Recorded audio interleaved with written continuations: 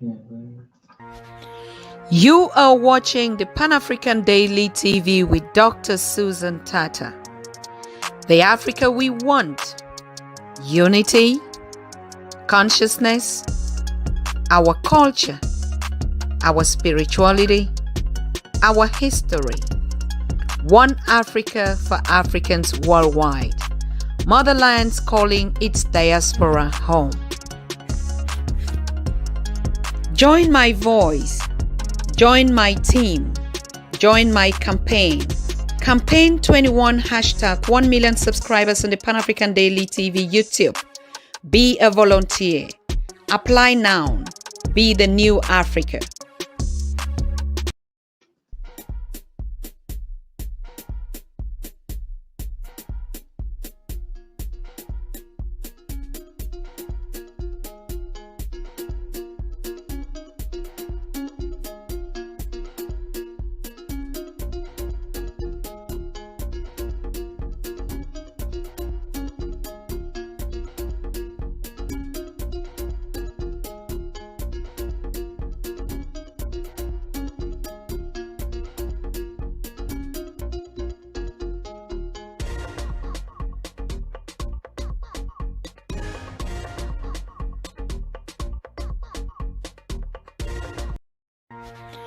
You are watching the Pan-African Daily TV with Dr. Susan Tata.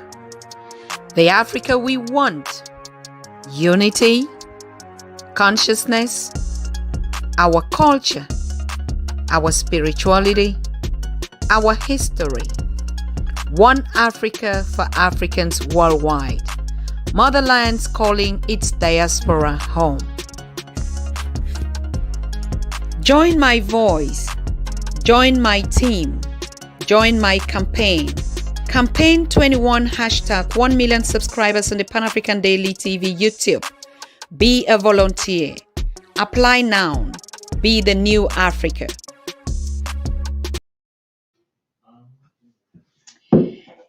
Good. Happy people. Good evening, good afternoon, good night, and good morning to all of you that are watching us. We're live again after a 1 week refreshing, relaxed vacation. We're live back on the Pan-African Daily TV studio. And this week we are diving into the African Liberation Week, which is starting today. I mean, a lot of people are calling it the Africa Day 2021, under the agenda 2063, the Africa we want, which topic today. We've seen a lot of people talking on the AU and thematizing the topic of silencing the guns as an agenda that was set for this year and for this day. But today we want to go much deeper. Today we hear about a celebration day that was 50 years ago, initiated by the Organization for the African Union, and a lot of confusions. Now, why the Africa Day? Why not the African Liberation Day as it was initially declared or called or referred to by the freedom fighters or the initiators or the founding fathers, how you call it. Now you see this jongling with, or maybe that's the story of an African child today who never knew his history. Now, what is the difference between the OAU and the AU? If you ask most young people today on the street, they won't be able to tell you. And particularly even this day, May 25th, what does it signify in the life of an African? Today, we've seen a lot of Africans celebrate every older celebrations, and they remember it from their fingertips. But if you asked the Africa Day, what is it all about? Some people never even have an idea that today is the Africa Day. Now, we want to dig deeper into the history of the Africa Day, be it the Organization of the African Unity or the African Union Africa. We want to get into the bottom line to start studying this history. What does this day, May 25th, signifies to an African? What does it mean? Why the day? We've heard a lot of days, and there has never been a day that is an Africa Day. Now we know about, for instance, in Germany, they celebrate the 3rd of October since 1990 as the day for the unification of Germany, when the wall, physical wall that you and me know, was brought down. And you can see Germany is the youngest in Europe to have had a unification day. But this day in Germany is celebrated all over the country, from the different, federal republics of Germany. And it's actually a day, where Germans go out, they pride themselves, they carry their flags, parties here and there. I mean, that is a celebration. That is a happy celebration. Now you see the East and the West Germans, they came together on this day on the 3rd of October 1990. Yes. But what does the 25th of May 1963 mean to an African child?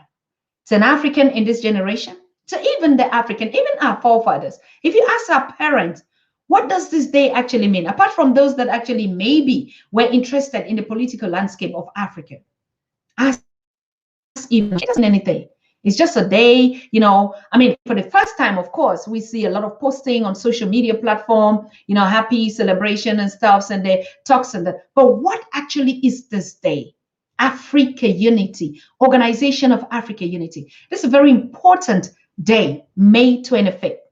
Now, a lot of happenings have also happened, and which makes it, that coincidence of, like we say, why these things happen. We know of the famous event that happened on this same day in the lives of the African, the cruel mother of George Floyd that actually exploded the whole world about the African, about the suffering, about whatever, the cruel, the racism, the injustices, the marginalized African on the continent in the diaspora. It happened today. Now, why today? So these are questions we want to know. Numbers don't lie. Figures don't lie. Fact are fact. Now, do Africans have an idea why some events happen on some particular days and why? And what is the message? What is the story? What is the history? So today, I'm welcoming all of you. I know I like to relax for a lot, for 1 week. Me and the team also, we relaxed, out and did a lot of research. Even though we relaxed, we actually did not go away from our focus and our vision and our purpose of uniting Africa through the Pan-African Daily TV.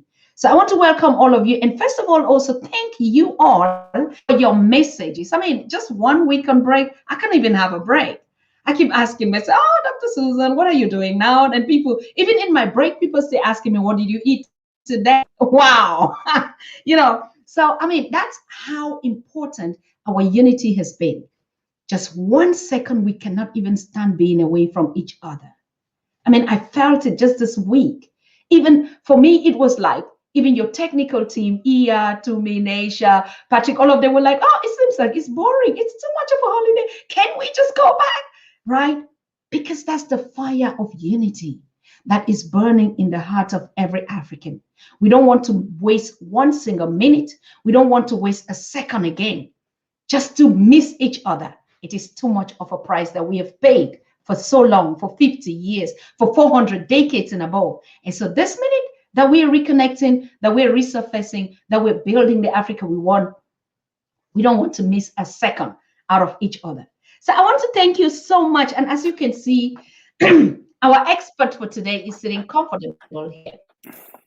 This young gentleman, I don't know, from Mali, Bamako, from Senegal, from Timbuktu, from the kingdom of Embo, which I am a proud queen officially, from the Bantus to whichever tribe. You see this gentleman sitting here, he is the right man that is going to tell us, just refresh our minds. And he wants us to talk about this very important key factor today. It has been 50 years of the Unification for African Unity, or Organization for African Unity was formed, or the African Union. Now, what have we achieved in this 50 years? What is it that we still need to achieve? The issue is, if it is a liberation day, are we actually liberated? Are Africans free? Today, we see the meeting of the head of state, African head of state, in Paris last week. And people are asking questions, what's going on? It was the same meeting that they held in Berlin in those days, and no African at the table. But this time, Africans at the table. In France, what is going on? African securities, they're burning for the knowledge of who they are, what their history is all about, what their continent entails. How can they engage in building the Africa that we want? So it's a lot that will be happening on this Africa Week 2021. I'll be coming in to just give you a little bit, but no, this is a whole week. It's not just today, but we are debating, holding conversation, educating ourselves.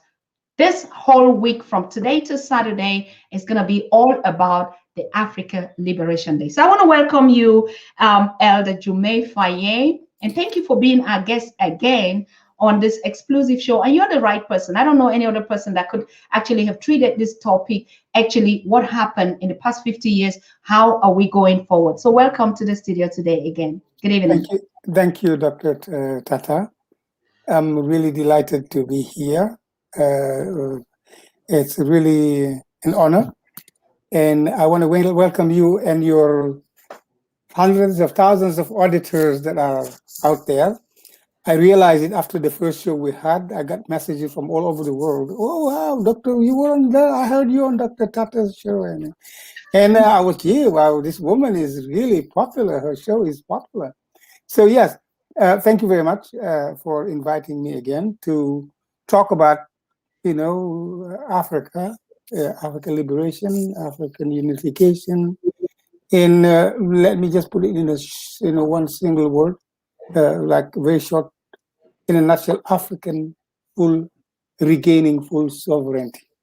Okay, that's where all the confusion is. We tend to get confused in a way. Liberation what is it exactly? It could certainly mean many different things. Sovereignty could mean many different things from a political scientist perspective. There are different levels and all that. So yes, thank you very much for having me again. I would certainly ask a favor. The president of our movement, the Minister Adama Samuseku, who was the Minister of Education under Alpha Omar Konare, the first chairperson actually of the African Union after he was finished his two terms in Mali, has sent a message, wanted us to share a message that here on this particular day with all Africans. And if you don't mind, I would love to read it when we're ready. Go ahead. Yeah, so the message goes,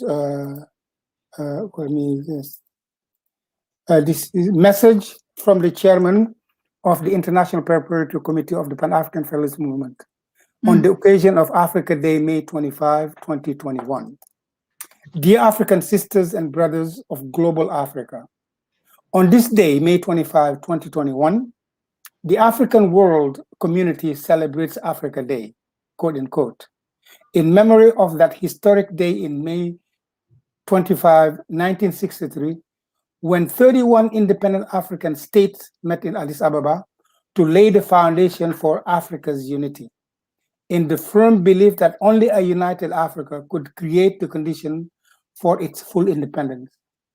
It was a day of great hope, which made May 25 a symbolic date of great permanent mobilization to celebrate the necessary unity of our continent and its diaspora. A lot has happened since then. However, we must recognize that today, more than ever, Africa and its diaspora are more and more marginalized and divided and facing serious security problems and lack of opportunities for its youth. Today, more than ever, it is clear that Africans need to take back control of their own destiny within a sustainable unitary framework. It is with this in mind that the Pan-African Federalist Movement continues to work to consolidate its structures and to achieve the objective of raising the United African State to the baptismal font in the near future by 2030. The General Assembly of the Pan-African Federalist Movement held in December 20 marked a decisive turning point in the development of our movement with the following decisions.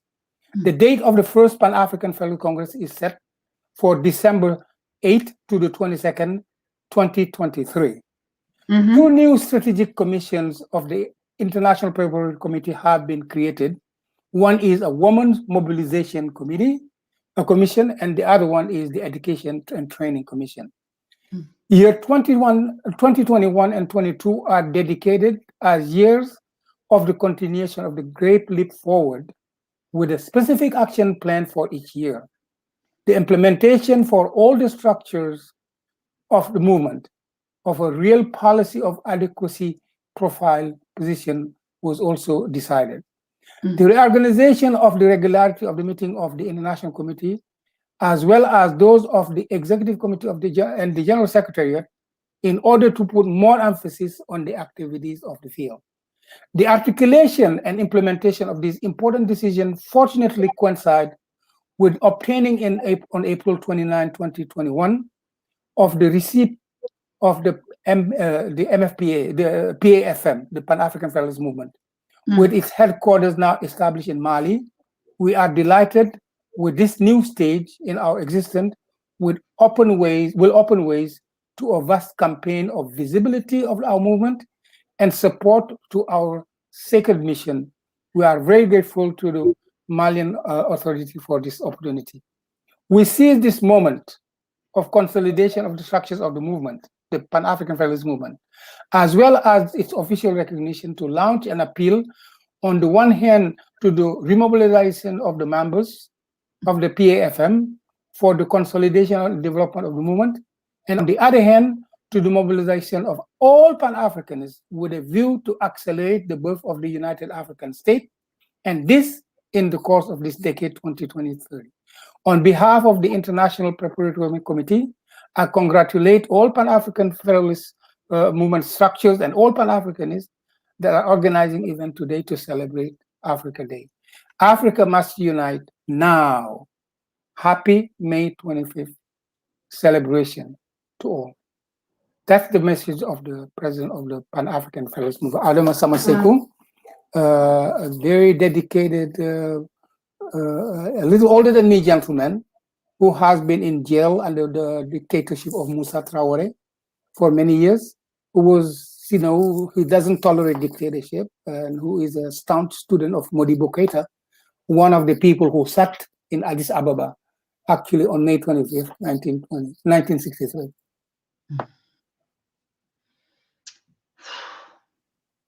I mean, I already was enjoying and celebrating this message until you tell me that he's sitting out there in jail. No, he's out. He's out. He was in jail when Moussa Traore, who overthrew Modibo Keita in 1968, was in power. But he got out and then became minister in 1995, I think, under Alpha Omar Konaré. He's okay. Free. Beautiful. Great. Nice. So it's possible that we can have him on the show before the conference that you're having in 2023 in Absolutely. Absolutely. He will be delighted. Thank you. Thank you so much. I mean, of course, yes, I mean, a lot of viewers, and I just want to give a very big shout out to all of you that are joining the show. And I can see it's like you never even had a time to sleep or to miss the Pan-African Daily and these conversations. Like I can see everyone is just joining from all corners, like we miss the Pan-African. We also miss you too. Today, we want to know the difference. Maybe we just start from what is the difference between the OAU and the AU and why this change? Well, it's the OAU. Let us not confuse, first of all, it's Organization for African Unity, not Organization of African Unity. Mm-hmm. And that was done, it was a compromise made to Kwame Nkrumah, because for him, he came to Addis Ababa in 1963 May, ready to do what American did in 1787 in Philadelphia, engage themselves towards the path for political unification. That's what Kwame Nkrumah came for. The Organization for African Unity, we have to go back a little bit in its history to understand really what it was, Absolutely. and then go to the African organization, the African Union, which exactly, because both of them were born through the push of federalists, people who wanted unity. The first one was Kwame Nkrumah, in 1963. The other one was Gaddafi in 1999 with the Seattle Conference and all that. That what led. But in both cases, they have been defeated by those who don't want political unity. So the Organization for African Unity, if you want, it's really there are a lot of mixing here, because in the 1950s, late 50s, mid 50s, you had the groups that were called the Brazzaville group. This was the group of évolués, heads of state that were African intellectual who were sold to the cause of France, like Senghor, like Houphouët-Boigny, like others, you know. At the same time, you had also the FNLA, the Front Liberation National of Algeria, fighting for independence, supported by, Kwame Nkrumah and others, Modibo Keïta and so on. So the Casablanca group was formed by Mohamed V as a support element for the liberation of Algeria. On the other hand, the Brazzaville group was created to foil the efforts of this support for Algerian liberation and decelerate for them. In fact, they call themselves the reasonable group. We have to go slowly and slowly for independence. And then the Casablanca, they call it the jusqu'au boutiste, meaning like they want independence now. They are too much in a rush.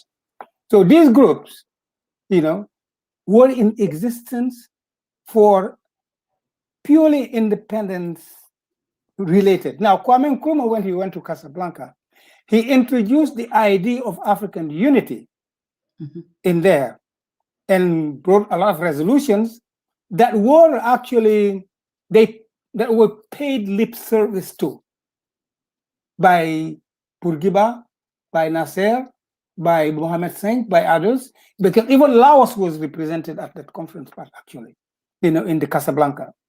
So that group adopted those resolutions that Kwame Nkrumah brought there for African unity, promised that, yes, once Algeria is done, then we will move towards unity and all that, So we will support you in the African, which did not happen in 1963, May 25th, all of them except Modibo Keïta and Sékou Touré, who were there, all of them were against Kwame Nkrumah. So, many academics tend to say that, okay, there is the Casablanca group for unity, and then the Monrovia. The Monrovia group now was a different thing, because the first meeting was really in Sanikyville in Liberia, and this was a group that Kwame Nkrumah was part of in the beginning, because he convened this to discuss with them, how could we really go towards unity? The president of Liberia at the time, and Senghor and them, and Houphouët-Boigny, they opposed, and Nigeria particularly, they opposed Kwame Nkrumah. And then they formed the group, actually later on, of Monrovia Group, which was a group that wanted only regional collaboration and continental collaboration. They wanted a they did not want unity. They wanted just an intergovernmental organization. So this is how they come to in May 1960. They organized that group, of course, with the groups of Brazzaville, which was made up. Many of the group of Brazzaville joined the Monrovia group, and they went against Kwame Nkrumah, and then they end up defeating him. Defeating him when the issue of African, and Kwame Nkrumah was so angry that he wanted to even leave. And actually he did leave, and Ali Selassie convinced Sékou Touré to go and get him. That's all over in the Netherlands anyway. So to get him to come back, and this is where they coined the name for Organization for African Unity. We will be working for African unity when independence is done. The only people who supported Nkrumah and his option were Obote, Milton Obote of Uganda, and so on, and Sékou Touré and Modibo Keïta, but none of the people in the group of Casablanca, actually. Now, Kwame Nkrumah 2 years later realized that this is not really the organization that he was looking for. It continued, and then it continued like way that way because it's an intergovernmental organization, and it just continued like that. And in the 1990s, Gaddafi wanted a union government, frustrated by the Arab Union, that they don't want to follow him.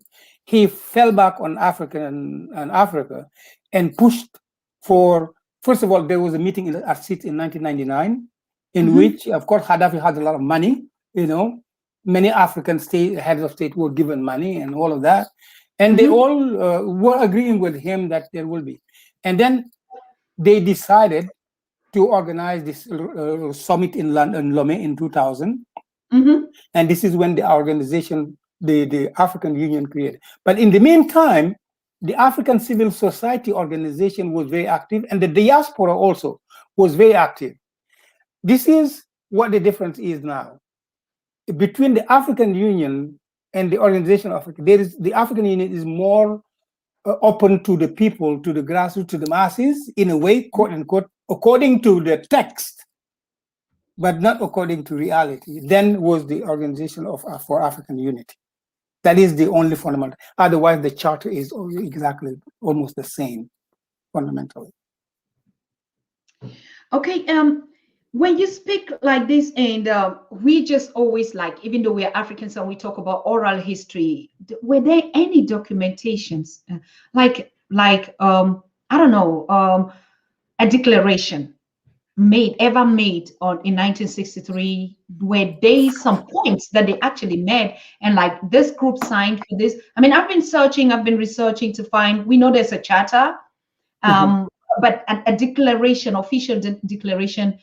Do you have any idea if such? The declaration that you could see is really what you could call a political orientation declaration. It's really Exactly. the declaration of the declaration of the Haile Selassie, the first president of the African Union. That was the only document that there was really. It was not, the charter was, that's it, finished. And then Haile Selassie made a declaration to see this is what we are for, this is what we have achieved, this is what we look forward to. And that declaration is available on the internet, very easy to get, in fact. If you want a political orientation discourse for the Organization for African Unity, go into that speech. It clearly defined, Of course, Haile Selassie was thinking about that this is it. Africa is going towards the unity now. We have, crossed we have crossed the line. The end of oppression, the end of division is here now. We are moving towards this Africa as one. Of course, his premonition, what he was thinking is going to happen really didn't happen at all, because structurally the conditions for that to happen were not created on May 25, 1963, which is a political unification fundamentally. All right. So actually, this is the point where we try to see if there's ever going to be something like a Pan-African Congress of this Mali 2023, or any other movement that will have to say. What do you think would be? Wouldn't it be that they actually would have to stipulate some declaration, like on this day, we, this presidents of the head of state and the diaspora and people, come out and sign something that is official? A declaration in the sense of telling people that we want this or we want that, or we're going to go unite, or no? Is that what you're trying to find out? I mean, like, for instance, we know about the chapter. The chapter is existing that the African head of state agreed, right? And now we are in the decade where we have even the diaspora. Absolutely. And where we have the unity of the whole continent, Africans and its people worldwide. Now, if there has to be any kind of a format or a sequence or a wave, even if we have to include foreign partners, shouldn't there be something that should be like, I don't know, a memorandum or something? Well, I think that,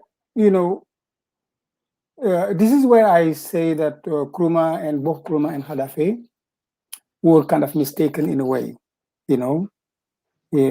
Uh, they were visionaries, particularly Kuma, but they were mistaken in a way because, Dr. Tata, political unification can never come from the top. It can always come from the bottom. From all the experiences we know, if the people who unite, who are lead political unification, because it involves surrendering some portions of sovereignty, and the sovereignty, whether you are, particularly if you are a republic, it belongs to the people. This is why we have elections to renew the body. So there will be a declaration of the people themselves, you know, gathered in a Congress whose objective will be to move their state towards surrendering some of the portion of their sovereignty in order for the change, the unification that we want to happen. And this is why the Pan-African Federalist Movement is a grassroots organization, or coalition, where we are aiming at the people, at the organization, cross-board, so that the people themselves could be at the driver's seat of this effort to unite African state, at least to move African state toward one entity.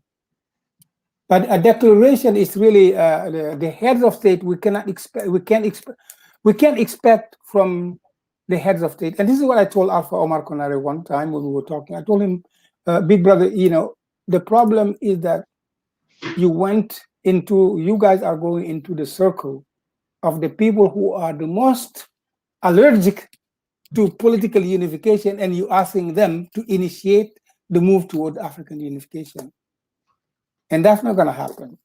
It has to be the people, because, and we could come back into neocolonialism and all of that, the leaders on the continent, all of them live from the rent of some portions of our sovereignty. All the privilege that they have, those aircraft for the airplane for the president and all of that, that's all a product of the rent of some portion of our sovereignty that the IMF, the France, England, and others have, and then they give them those kind of support in order to be able to utilize our countries to do whatever they want. Like in money, for example, France, they have rented, many of the former French colonies have rented the money issuing, part to France, and France decide on what the value of our money is going to be as far as getting good on the international market is. And that by renting that, France is, giving them some sort of protection in a way, in terms of inflation, in terms of, certain rate of exchange, certain, what do you call it,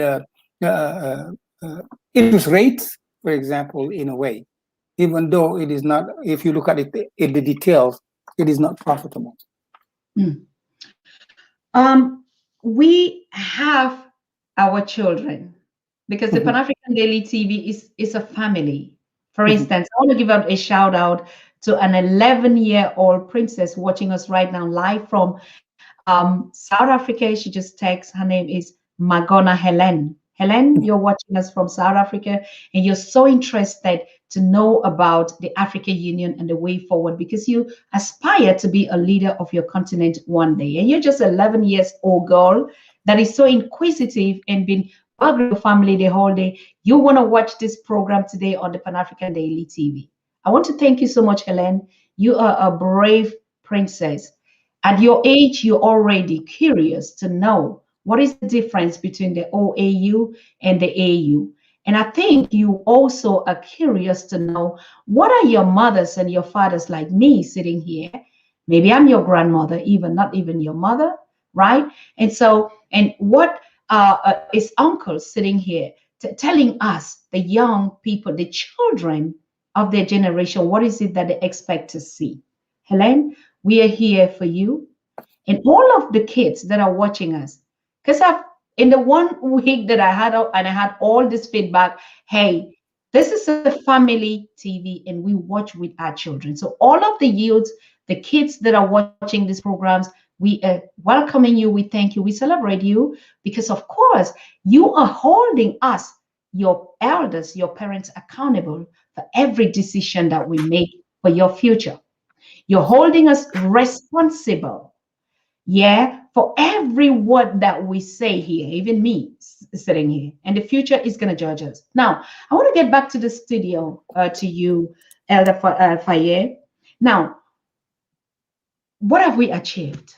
What can you tell a girl like Absolutely. Elaine that is Mhm. watching? What is it that you can just make it so simple? Like in 50 Absolutely. years, this organization started, Africa Union, and today this is what we've done. And hey, Helen, before you're 20 years or 18, when you're going to college or in the university, this is what we expect that you will be having. Absolutely. I What will can be you tell? very happy. I will tell her that the Organization for African Unity, and this is why actually we're celebrating African Liberation Day. One of its main achievements, and it is not a little achievement, was to really complete the independence. Because once again, people have to differentiate independence with full sovereignty. It's totally different. Okay, this Organization for African Unity was able to really, because if you look at the origin, the Casablanca group and then the Brazzaville group, which were not agreeing in the process of the acceleration of the African independence, the Organization for African Unity was able to gel them together and have a continental plan, almost continental plan, for Mhm. the progress towards independence. I said almost because, of course, there were little details here and there that were not very open, because France still continued to pull the strings, and Britain still continued to pull the string behind the Commonwealth members and France behind the former French colonies, So it achieved really, if you want, from the independence of Zimbabwe, 1980, the independence of Mozambique, and Angola, of Guinea-Bissau, for example, the end of apartheid. The Organization for African Unity really did a lot of work there. And we have to be grateful actually to Julius Nyerere in that, because he really spearheaded that battle for completing the independence of these countries that were still under colonial yoke. Now, beside that, it really did not. Uh, it's a complex situation, because you see, you have semi-independent countries that don't always make decisions that they could carry. In political science, we call it negative sovereignty, meaning countries that do have the freedom to choose their policies, but don't have the wherewithal to implement these policies. Mm. So that was the discordance that we had. Independence give you the liberty to choose your policy. You could choose whatever policy you want.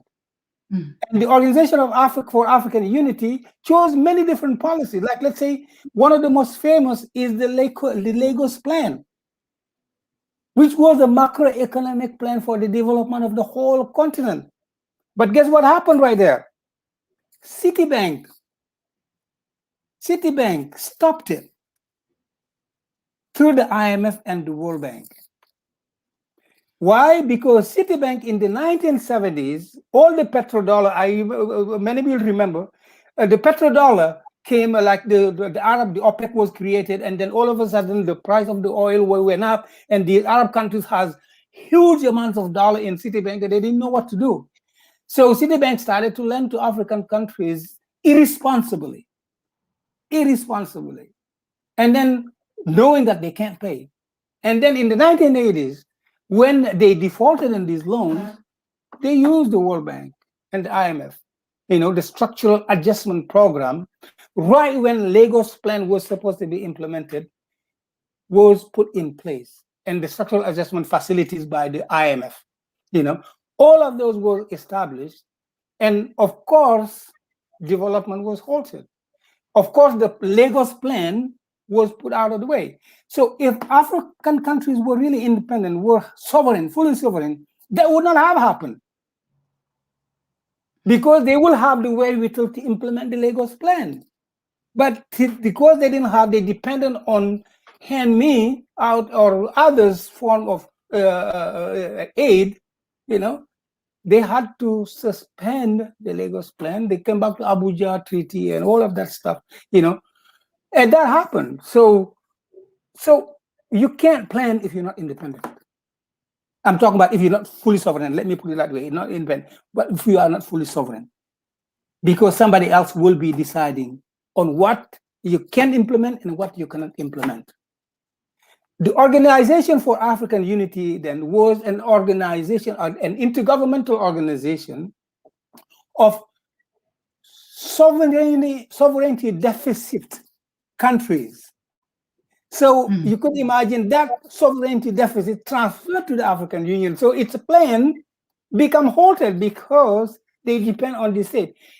Furthermore, there is not the kind of link, the political link between these countries that can make the Organization for African Unity impose anything on anyone.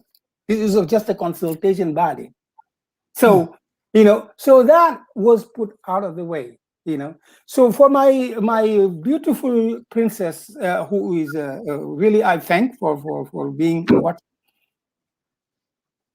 This is going to end by 2030 because we believe that African people are ready for political unification of their states.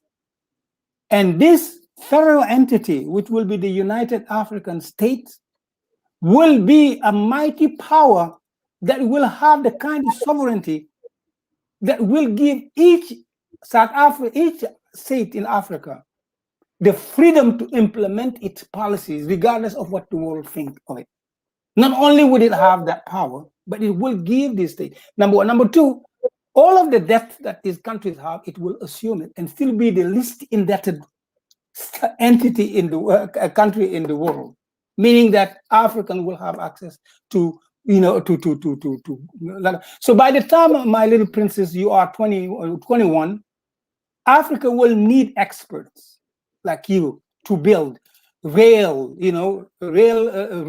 or trains like the Japanese train between Addis Ababa, between Johannesburg and Casablanca, between Dakar and Addis Ababa. So yes, the future is bright for you because Dr. Tata, myself, and millions of other Africans who have known now that the time what it is, that the time is ripe for Africa to unite. And it's only because the African masses are not aware of how easy it is to go. It is their responsibility to unite the state. They're expecting to still now for the heads of state. And the job of the Pan-African Federalist Movement is to remind the masses or educate them on the fact that unity will come from them because they own the sovereignties that we want to take pieces from and put them together. Okay. like my teammate is actually writing here in the chat line. Dr. Susan, do you just think that Miss Mambonga of South Africa just understood this explanation and would even believe us? Because it is being as if, I don't know, do we as parents of Africa give our words to our children and are held accountable and look at them in their eyes and say, this Absolutely. is what you're going to get, and they get it? These are topics we'll be treating here on the Pan-African Daily TV. How much do we lie to our generation, to our children? How much without even being conscious of, you hold this young, pretty, innocent gift to the continent, and we keep telling them the same thing and nothing is happening. So those are all this conversation we'll be having here. But you touch one simple point that was very okay, and it's okay, Helen. Yes, we're going to make that from this time as you're listening to us and in your age, as you can sit up, and all the children that are, instead of playing some games or watching some whatever, but they want to sit up to know what we are talking, to listen. And it's not only to listen, but to hold us accountable And I begin to Absolutely. challenge our children to say, hold us accountable. If Absolutely. we And don't, we train our children to be docile, I but they will should tell hold us Helen, accountable. Yeah. absolutely. I will tell Helen, Dr. Susan, that this is when Kwame Nkrumah called for African unity, there were not enough Masons to build the foundation for that African unity. There was not a critical mass. Correct. There was not enough cement, evidence that African unity is a fundamental must when he called for that. When African unity, Organization for African Unity was created, we did not see yet the effect that of the failed state. South Africa, they thought the only problem is because of white supremacy. It's more than white supremacy. It's more than just getting the French army out of our borders, or quote unquote, or even if they are not, even though they are not. It's more than just having a heads of state or a national assembly. It's about sovereignty, full, positive. It's about able to control your destiny, decide what you're going to eat, and know you have the means to get the food you want to eat. As simple as that. The way I could put it to you, Helen, is that we in our countries, we could decide, we are like a person who knows what they want to eat, could decide, oh, today I want to eat fish, fried fish. But they don't have the means to buy that fried fish. They don't have the capacity to go to the market and buy that fish. They rely on somebody else to help them buy the fish. Well, that's not going to work like that. If you really want to be able to decide what you're going to eat on what day, you have to get for yourself the means to get what you want to eat every day. So that is what is the problem with our countries. Our countries could think of anything. Yes, we don't want any more people to be without job, kids to be without job. We want to go to great schools. We want this, we want that. They could write millions of books, thousands of pages about that plan. They could hire economists, because many of us who have PhDs and all this, they could write programs, but the program doesn't implement itself. It's implemented by means, by power, the political power, and the economic power to do that, especially the political power. If you can't, that's the problem. And when Nkrumah and them, what we are trying to do, Helen, is this simple. We want to make it easy for our state to function. It's like, just like our states are like a car, or like a donkey. You put too much charge on the donkey doesn't, it can't move. At the end it will fall. Our states have too much charges, too much. They cannot manage all the portions of sovereignty that they have. They cannot have a good army. They cannot have a good monetary system. They cannot have a diplomacy that can be respected. Yet they are paying for it, and they're trying, and that's too much charge. The only way that we could manage these heavy loads of the countries is to take them off and mutualize them. Put them together so that instead of having 54 embassies in Washington, we have only one in Washington. Instead of having 54 representatives of the United Nations, we have only one representative. That's millions and millions of dollars that we're going to save. Instead of having armies that cannot even have the right weapons, we will have one army that will be a few million people that can have all the weapons that we want. Instead of having monies that don't mean anything, really, we will be able to have money that everyone in the world will accept, because they will know that if I want to buy something in Africa, I have to get their money on the money market. If I don't get it, then I want to get diamonds, or I want tungsten, then I won't get tungsten. Correct. In that case, we decide on what I want. So that's what is called sovereignty. But no African country will have a seat at the Security Council of the United Nations. Never. That's not going to happen. But a United African state will have it in less than a week. And in that time, then a different language is going to be talked in the world. African will never be on the sideline again, ever. Beautiful. Beautiful. That's so soothing to hear. And thank you so much, Elder Faye, for telling us this. I think Helen is smiling. Yes, this is actually the kind of message we want to hear. Now, you said something like, instead of having, it's just like Europe. I mean, you go, they keep putting this money there. Isn't it even necessary that they have one apartment and 54 rooms and 54 countries represented in one building? Isn't Yeah. that even still not a symbolic unity? For instance, a day like this, we're talking about celebrating our independence. I Mhm. still did not get the point when you said, I don't know whether it's just me, but I didn't actually still get the point where you said the meaning actually of this day is that they fought at least to get this sovereignty or this space called independence. Mhm. Just something symbolic, isn't it? No, I mean, well, independence is a good thing. It's really a good step. If you look actually in the Correct. if you look at the analysis of Kwame Nkrumah, actually, he said that first we need independence of all these countries, national Mm, independence, because it's this national independence that could allow a country to decide that I want to select this portion of my sovereignty and give it to another entity. Americans started with independence in 1783 with the Paris Treaty. They fought mm, for independence first. But then they knew that independence and sovereignty are totally different. I'm talking about full sovereignty. So they met in Philadelphia in 1787 and decided, okay, let's put this portion of the sovereignty of our state together and, leave the one to the state that they could manage, mm. like culture, like health, like others, for example. And that's how, so independence is necessary because it Correct. gives you the right, at least on the international level, to decide, to make a decision on what you want to do. Do you have the capacity to implement what you want to do? That's a whole different ball game that's called Mm, full sovereignty. You know, so the Organization for African Unity, put its focus on independence. At least that, at least that the countries, the end of apartheid or the end of the unilateral declaration of independence by Rhodesia at that time and all that. So it put its energy on that, which is good. Okay, but at the same time, see, there is a missing still step, which is, like I said, our states are too little. They're not viable. They're vulnerable.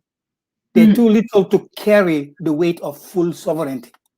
You know, they mm, cannot. It's just not possible. For them. You know.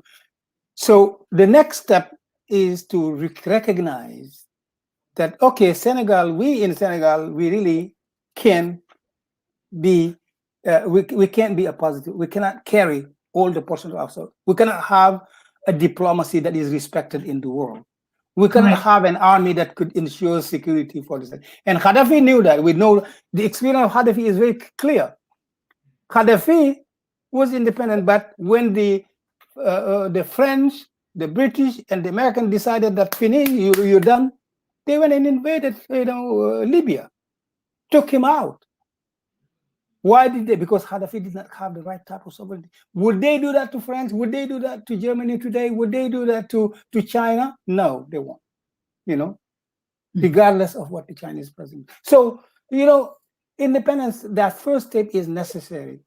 That generation, this is why you see Nyerere in 1997, when he went to Ghana to celebrate the 40th anniversary of the independence of Ghana, he was a staunch opponent of Nkrumah in continental unification.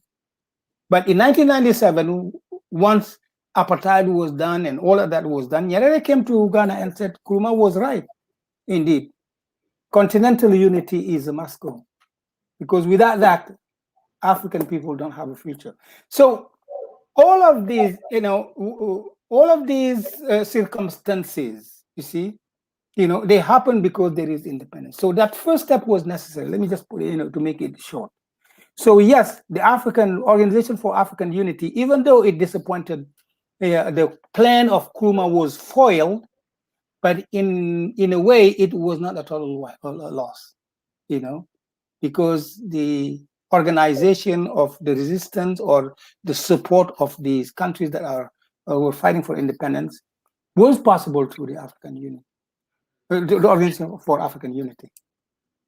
Okay, but this independence that you're talking about is like independence as sovereign state. different states, not as a organization under which this independence is achieved. Well, I mean, independence. Just let me to explain. Independence is just the right to decide to choose your policy, and that's it. It's not. exactly. That's That's all. It's half like half baked cake. You know. because I couldn't get it. I still could not get it. Now we have European Union. This is a country. European Union has 45. I mean, countries in Europe. They're 45. We have 54 opposite on the continent, right? And now, but France and all this petty in the France, Germany, apart from France, Germany, Switzerland, Austria, and the others. Now we have this other small, the West and East bloc, which is smaller countries and smaller economies. Now, but they also have their sovereignty and they can decide. Now, what is it that the African Union is not doing, for instance, that Exactly. the That's a European very good Union, question. if we talk about the sovereignty, That's an excellent question, Doctor. You see, it's like, let me just put it this way, okay? If you go in an arena, eh, you have a group of like little, like 50-pound, wrestlers, 10 of them. And in that same arena, you have a group of 250-pound wrestlers, 10 of them, they get together, and they're 10, 50-pound or, 75-pound get together, and those, wrestlers, those big ones, they already have the capacity to defend themselves on the field. They have the capacity to decide on what they have, the type of sovereignty on that arena that will allow them to make decisions and carry them on. Those other ones, only have that, what we call that negative liberty, where they could only exercise their liberty when the others agree with them. Don't decide to forfeit their right to use violence against them to make them do what they want to do. So the African countries, as I was saying, are negative sovereignty. They're meaning like they don't have the wherewithal to implement their policies. Okay, they form an organization, and that, and it's not a political, or it's an intergovernmental or consultative organization. The organization does not have the power. It doesn't have any power transferred to it. They all preserve their power, their negative power, and then it doesn't change, because you are you have a mix of weak states that are not together, because if they were together, you can't break them, but they are like separate. So anything could come and break them one by one. If it was tight, together, anything that want to break them will be difficult. The European Union is different. The European Union, you have fully sovereign countries like Germany, like France, like Britain before, and others, and some of them because of history, in a way. Because if you look at countries like, let's say, Netherlands, for example, colonization and slavery, many of them have been able to accumulate enough resources in order to be able to, with the collective unity of Europe, actually since Westphalia in 1638, with a collective agreement with them, these countries could implement their policies together. While if you go into the African Union make a decision, then Senegal has to go to France to see if France agree with his decision. And the other Ghana has to go to the IMF to see if the IMF agree with his policies, if they jive with what they want. By the time that they come back, the policy will not be implemented. While if it's the European Union, when they make a decision, they are not accountable to anyone but themselves, and they could implement their policy as soon as they agree on it. That's my major difference. Now, the European Union, even though it's an intergovernmental organization like the African Union, has one aspect, which is a federal one, which is the money. Since Maastricht, it's a federal agreement, because in Germany, where you're sitting, Italy was unable to control its inflation. Spain, Greece, you name them. All of them were on their knees, even France. But Germany, we had a strong economy, a strong Dutch mark, is the one who bailed them out. And in fact, the euro is really kind of like a renamed Dutch mark, sort of kind of, Yeah. And that's where they agree to have only a surrender a portion of their sovereignty. Because when they realize that we cannot have sound monetary policies, then we better put this together. Even Europe knew that, While us, we're here, we cannot have sound monetary policies, but we're renting the euro. All the former French colonies, are renting the euro, basically. Many people say, yeah, France is doing. No, we are renting. When you rent, you are a renter. You don't decide on the price of your rent. It's the renter who decides on the price of the rent. And they were tersely reminded that in 1994, when the CFR was devalued by 50%. While what will happen is that if we unite, then we will have a currency that is viable.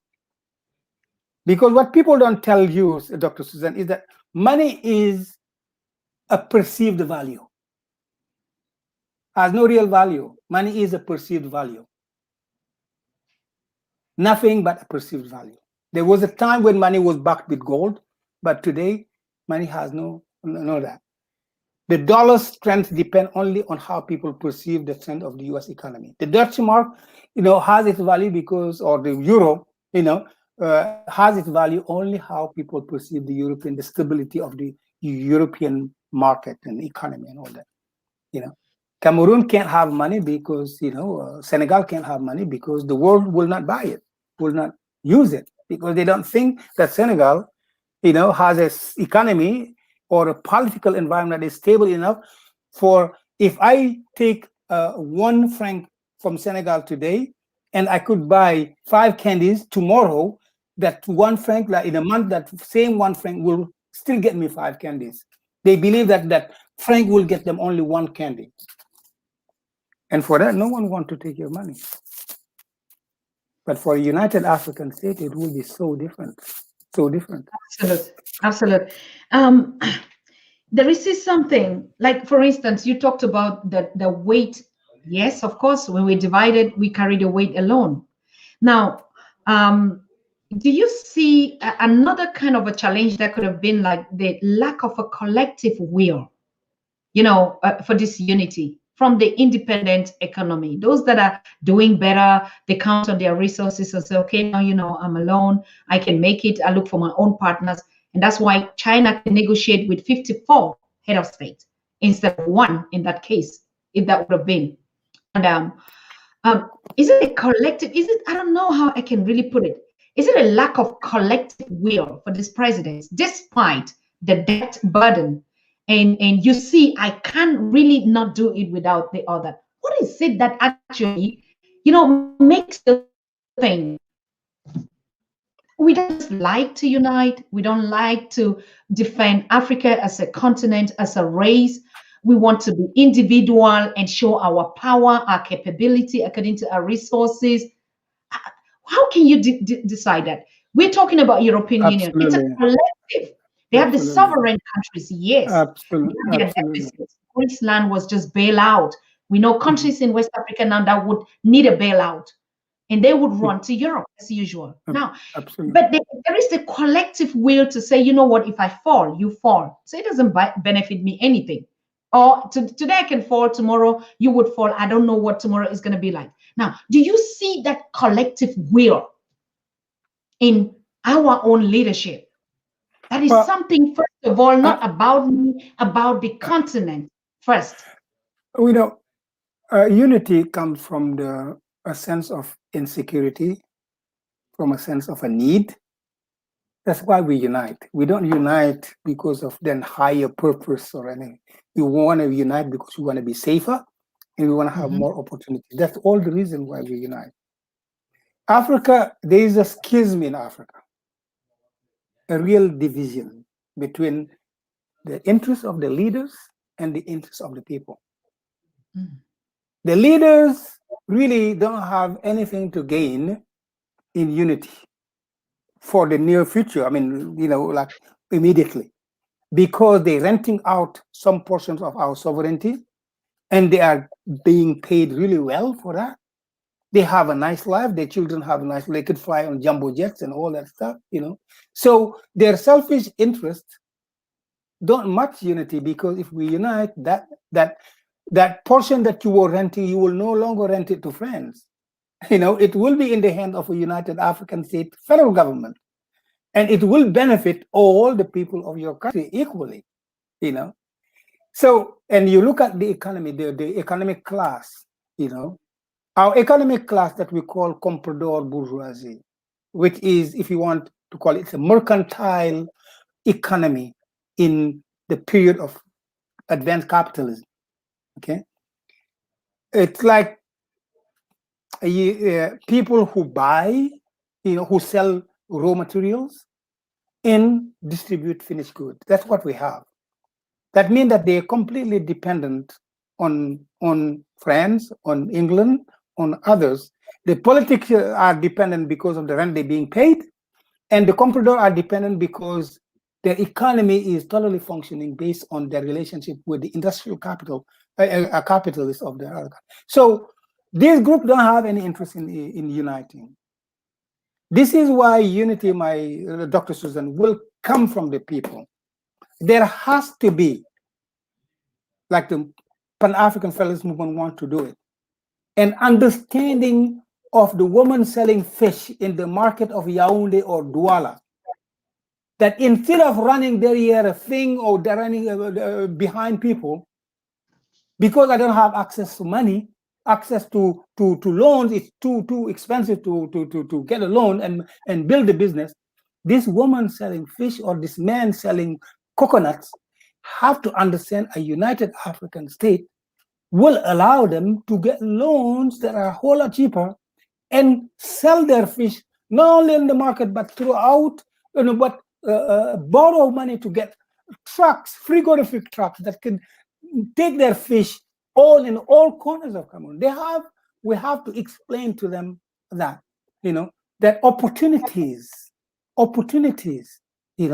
will come only from a unification, because the unification is not just this thing where, yeah, it's good to unite, but it is in order to ensure security and open up wide opportunities.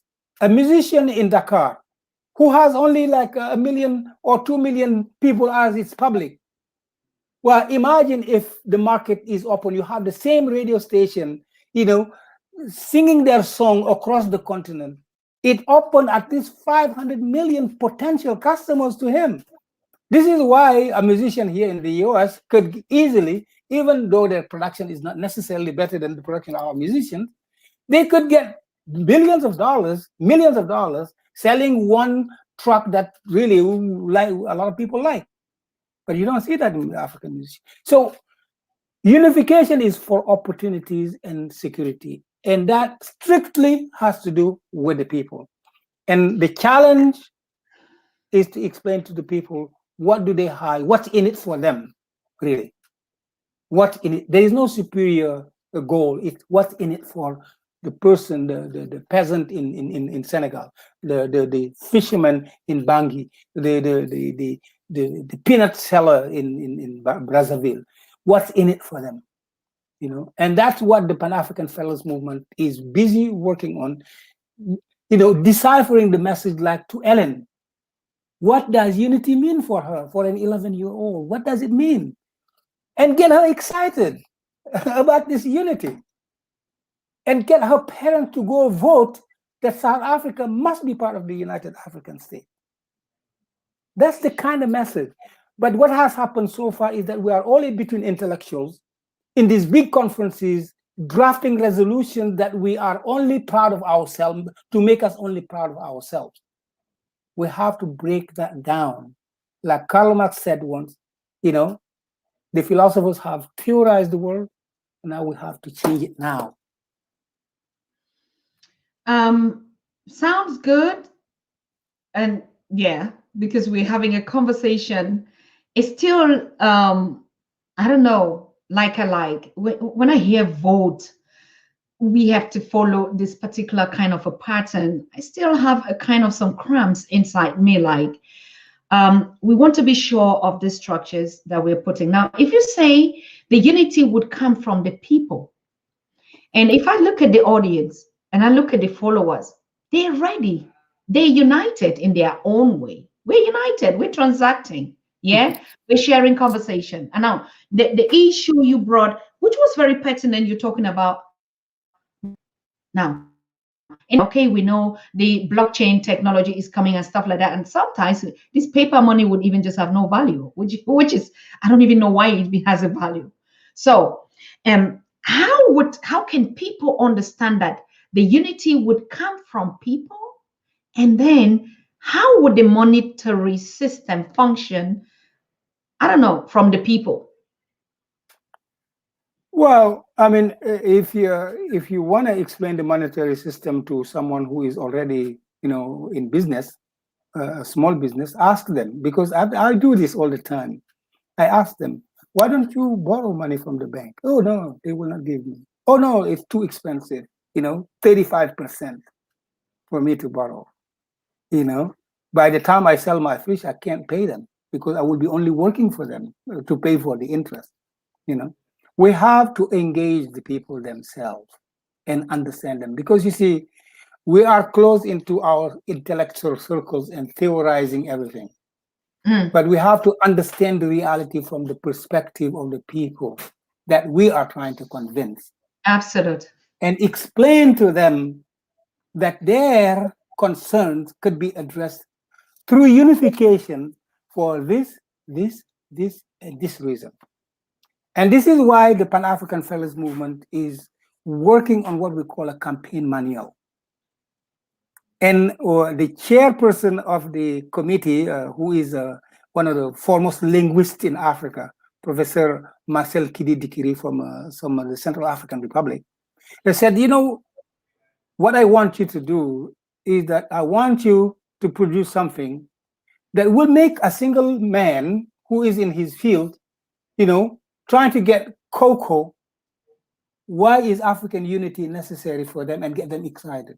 I want you to produce that message that will excite that person for African unity. All right. The issue of I understand, and that's why even the market is working on the continent. Sometimes when we talk about if we don't have this buy and sell and these market women, I don't even know what Africa would be, because we keep talking about these big organizations as if they control anything. The power of the African market is the people in the street and these Absolutely. market women buying Absolutely. and selling, and they don't even rely on the banks and the loans. You know it. You know it, Absolutely. Faye. Absolutely. You know that, for instance, in West Africa, they have these groupings where they keep their money, right? Mhm. You Mhm. know, they call them the Njangi or the small groupings. They keep their money. This Mhm. money, they don't charge you an interest when you went. Women, I grew up, my mothers and my grandmothers did that. You Mhm. know, we'll rub our money and put it here. You know, Mhm. that's Mhm. the bank. The woman's bank was under our books. And, yes, of course. And it worked, and it is still working today. And Mhm. in these groupings, they keep their monies. What Mhm. now the international market came and started talking about this microfinancing and all these things, took all their monies away from them, only to rob them in the name of Mhm. all crazy ideas of creating small jobs. And you see all these cooperative structures broke down so soon, and nothing is existing again, particularly in the war zones, like in my country, Southern Cameroon. Now, how did Absolutely. they operate? They operated on this system of collective, putting stuff together and then give Mhm. it to one person with no interest rate, Absolutely. with Absolutely. nothing. Okay, you need to send Absolutely. your child to school, you need to buy your products to the market. Now, do Absolutely. you see also a policy like that, that when we go to these grassroots movements, like you're saying, we could use some of these strategies to build a powerful economic system that must Absolutely. not be a copy paste from the West? Absolutely. Even what you just described is like what you call a cooperative bank, Yes. sort of, kind of, where, you know, when the minute that you put a dime there, you start to earn interest. Of course, if you want to, that money has to be managed, of course. You know, if you want to borrow, they charge you a little interest rate in order to be able, but the interest rate is there to rebuild the bank, make it more powerful for everyone. For example, you know, the economy of the Africa, talk about a sovereign Africa, a united Africa, will be certainly very different from how the economy in the West is, It must be. because we have to go to our culture. You see, Dr. Susan, development have to be based on the culture. Whether it is political development or economic development, you can't develop from the perspective of another culture. You cannot import a developmental model, politically or economically. It has to be based on the understanding of how people conduct business, how people conduct business in terms of changing their rulers, or conduct business of having interaction, commercial interactions, and then enhance that based on serious studies and so on and so forth. So I am not an economist, I'm a political scientist, but I know for sure that African economists will have to go and look at that tontines, we call them in tontine in Senegal, for example, on how to make these tontines multi-billion dollar, tontines, where many millions, hundreds of millions of Africans could be plugged into it, without being saddled with high interest rate and debt that are not payable, that will bankrupt them in the end. So all of that has to be worked out. Okay, but before you could work that out, you have to have sovereignty. You have to have sovereignty. You have to have security. You have to have opportunities. If the federal government of Africa today was building railroads all over the place, building airport all over the place, building bridges all over the place, money will be in circulation, and those tontines will be even more effective. And you could have experts who could make them even more functional. Not only the government will have access, we will no longer borrow at 18%. We will be borrowing at 2%. And that makes a whole lot of difference. We will be able to produce, because industrialization is fundamental too. Yes, we do have our little economies but industrialization, this is the era of the world. Industrialization is necessary. We need to build our own industries. How? We need to build it. Absolute. Yeah, I would be opening up the line to take some questions, but before we do that, I want to remind all our viewers that this week is the African Liberation Week. Actually, not just today. We're just opening up this week with our brother Joomaay Faye, who is actually just, like a warm-up, kick up to tell us all the small petty things, but we'll be focusing on actually specific factors. Like tomorrow, we'll be having Professor James Small and an elder Omawale Clay. You all know him from the December 12th movement. It's a very prominent organization out there in the US. And this brother has been very, very articulate. For all of you that are watching me from the diaspora, you already know the man that will be sitting here tomorrow. These two gentlemen, that would be breaking down some structures. For instance, we're talking about the Liberation Week. Then we have to start looking also at models, like we're talking about the Malcolm X Day. We're also looking about the George Floyd Day, which is today, apparently. And to look at what are also some of the things that we're missing in all this Africa Unity, Africa Celebration Day, Africa Union, Happy Africa Day. I mean, yes, we all are celebrating. We've always been drumming and dancing. Why not? But I think in this week, we want to reflect. We want to reflect enough. We want to ask a lot of questions. Because I think one of the things, I'll still come up to you, Brother Faye, to ask the questions. Who are the people that we are taking advice from? Who are our consultants? And that is the role that you were like, it's like a middle place. The house is like a middle place where all the different 55 leaders. And I still think, and I still go back to that system of tontines. The tontines were not even run by the men, even to today. They run. It was the structures that were put by our grandmothers, be them on the continent or in the diaspora, in the Caribbean or wherever we are. Now, the question is, who do we take advice from? I'm a president, for instance, yeah? And I had a grandmother that worked on a system that functioned.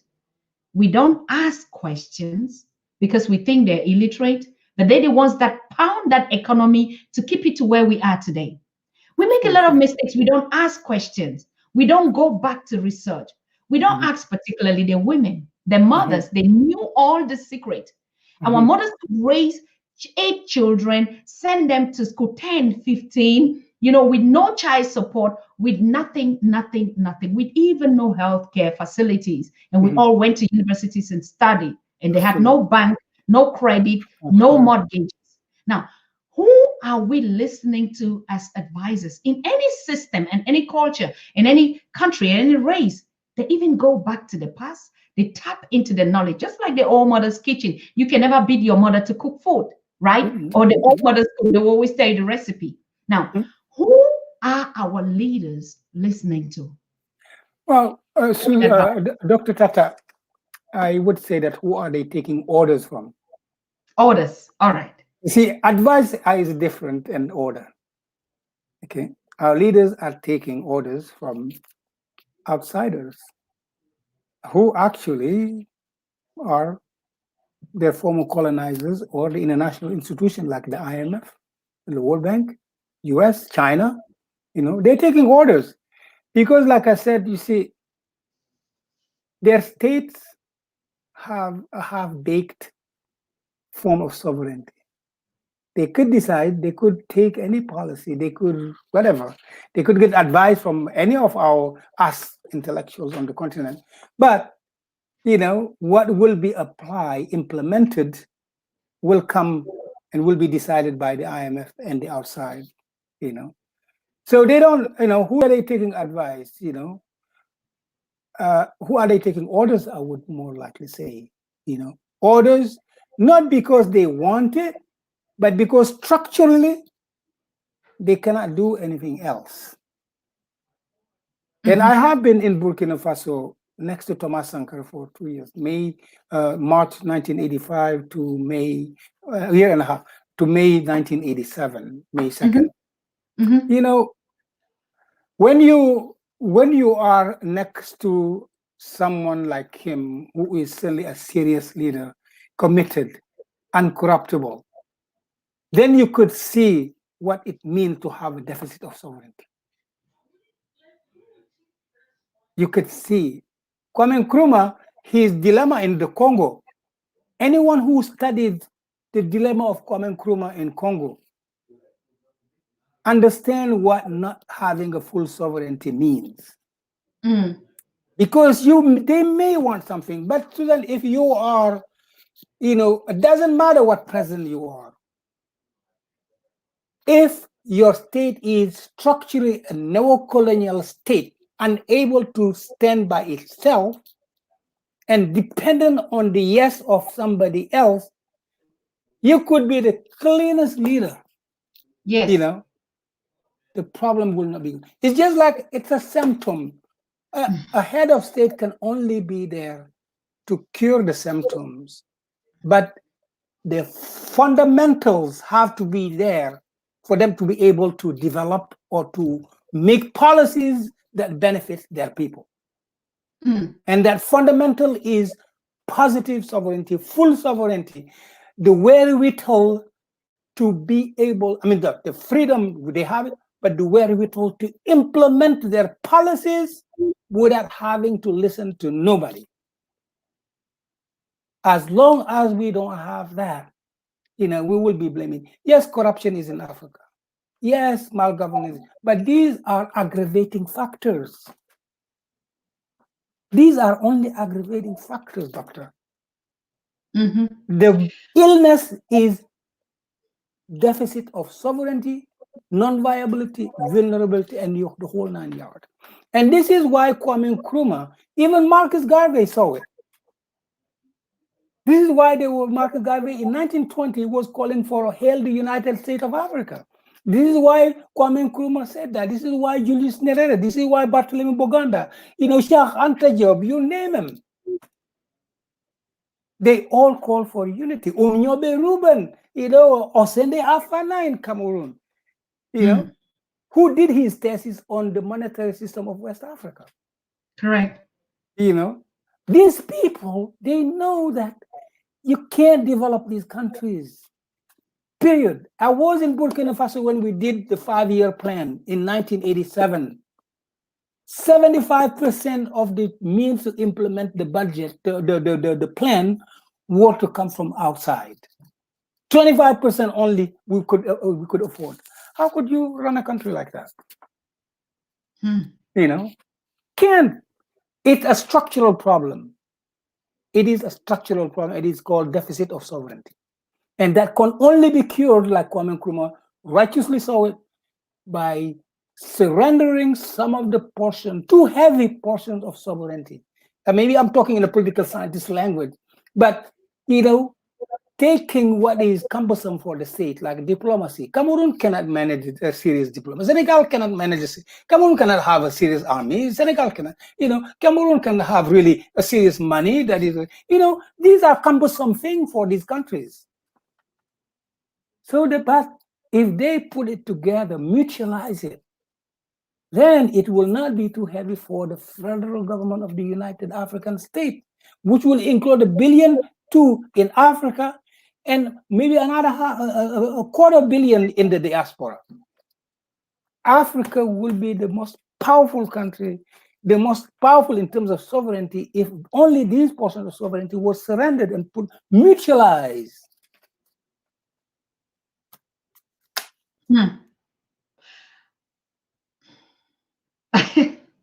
Okay.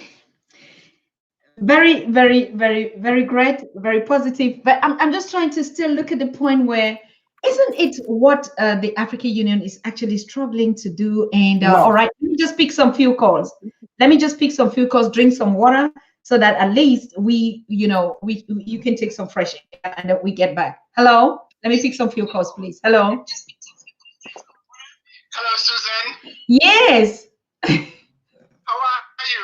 Fine, thank you. Welcome. This is Brett. I'm calling from the Caribbean. Welcome to the show. Yeah, thank you. I agree with everything that Mr. Faye is saying here. Okay. But you know what? I think we need to get the youth involved. I mean, the leaders, the African leaders today, they're surely not caring about the sovereignty of Africa. However, the youth have to involve Susan. We have to get the youth like, Osman Toure. They're going to be the face changers on the continent. Mm-hmm. I agree with you. I agree. There's so much hidden. There was so much that was hidden from us in terms of our history. Correct. And we need to get the youth involved. Now, I want to just divert your attention to the summit, the France-Africa summit that was just held in Paris. We are having that topic. Go ahead. Yes. Yeah, I see that France just recently have, free up some funds to some of the African leaders. Now, my question is, I don't know if Mr. Faye can elaborate on this, but do you think France is now doing this out of desperation, or would it be a continuation of just placing his grip more on the continent and to keep the continent more under the grip of France? That's my question for either you or Mr. Faye there. Thank you for taking my call. Thank you, Brett. Thank you. Keep it up. From my opinion, I think France, to be honest with you, France has no solution for Africa. And we didn't call it desperation or whatever, but I see somebody that is on the knees and trying, to find another tactic or another way to say, we can make it all right if we, look into the debt. But this week, like I said, we're going to have an expert to analyze Africa's debt, because these are all things that are pertinent. We keep talking about the debts. We don't even know how much Africa owes, which country owes what. How did they calculate this debt? We don't even know this. We don't have an idea. And like we say, the first thing is for us to even break it. We're going to break it into these particles to know how much is Africa owing and how. And how is it than Africa itself. We already saw the video that is circulating. Manik, I'm picking your call. I'm picking, just hold on. We already saw the video that is circulating on the African Union and the institution and the building of 200 million and stuff like that. Now, I still go back to Elder Faye to say yes, no sovereignty, because if there was $200 million is peanut. Over to you, Elder Faye. Yeah, I mean, Dr. Susan just mentioned in the beginning of the show the third rush for Africa. Hold on, I'll pick up your call. Go ahead. Huh? I'm sorry. I'm sorry. Let me pick up this call because I think it will still be in the same so that you can join and answer it. Sure. Hello, Manik. First of all, congratulations, welcome. And we celebrate the first anniversary of Organic African Paradigm. And the CEO and founder and visionary is live with us on the call. Hello, Manik. Yeah, my sister, the one who comes in peace is always welcome. Positive energy and creation energy to the Pan-African Daily Show. And our elder, Brother Faye, I've been following the show. So thank you for the warm welcome. Go ahead. Well, I mean, we still have to celebrate Organic Paradigm this week or next week on the show. We're talking about the Liberation Week. And we also know that the Organic Paradigm was created on this same day. And so that's why I keep talking about the expert that will be coming is going to teach us why certain numbers and certain happenings actually occur on a certain days, because we as Africans have never thought about numbers, figures, how to calculate. Why do they come up with such figures? Why is something, that we don't know? So I'm very honored that we're going to have it. Now, but was it a coincidence on the 25th of May, Manik? It was completely coincidental, accidental. I didn't even notice until recently I was going through the AU, the funding program and all that stuff, who's funding the AU. And then I saw the information and I was like, oh, that's there is May 25th as well. So it was very kind of like a mind-blowing moment to realize that it was both of these movements, in a sense, are created on the same day, but they're both on the unity of Africa. Good, beautiful. All right, you called on the show. Before we come to Organic Panic, we'll have another day just to celebrate that and your milestone and the incredible thing. And for those of you that are watching that have not known Brother Manik, you've all heard about the Organic African Paradigm that he created. Same date today. It's celebrating his 1 year today, and he does a lot of lectures about the African mindset.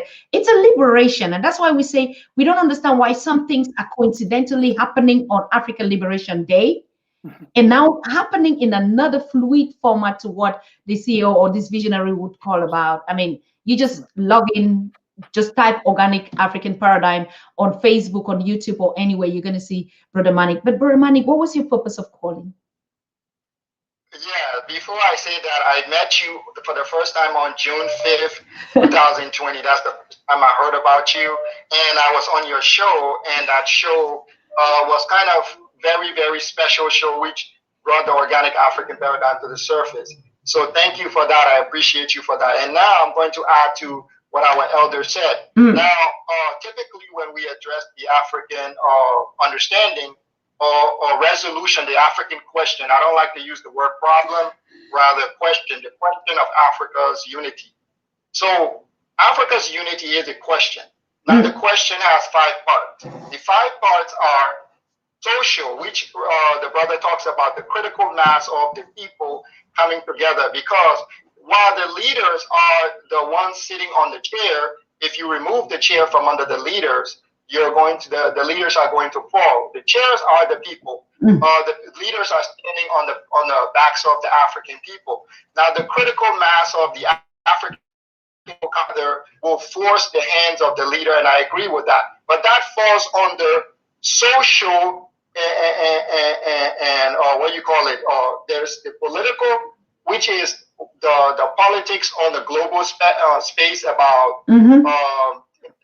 What we need to do, but when you're talking about achieving critical mass of the people, the masses, you have to implement the social structure. Correct. Now, if you don't have the social structure, you can't achieve the critical mass. The next one he talks about is economical. Now, economical is usually the last thing that people do when you have a social and you have a intellectual and a spiritual, then a political structure in place. Then economical, it flows much fluid.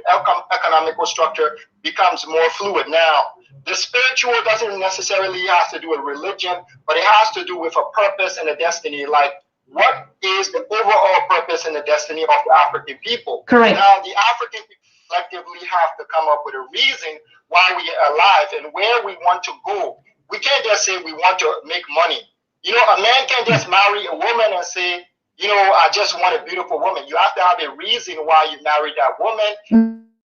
Long-term goal for you to be with that woman. Same thing with a mother and a child, right? You need to have that. So the five structures that are needed for Africa is social, which is going to attain critical mass of the masses, the public. You have to unify the people socially.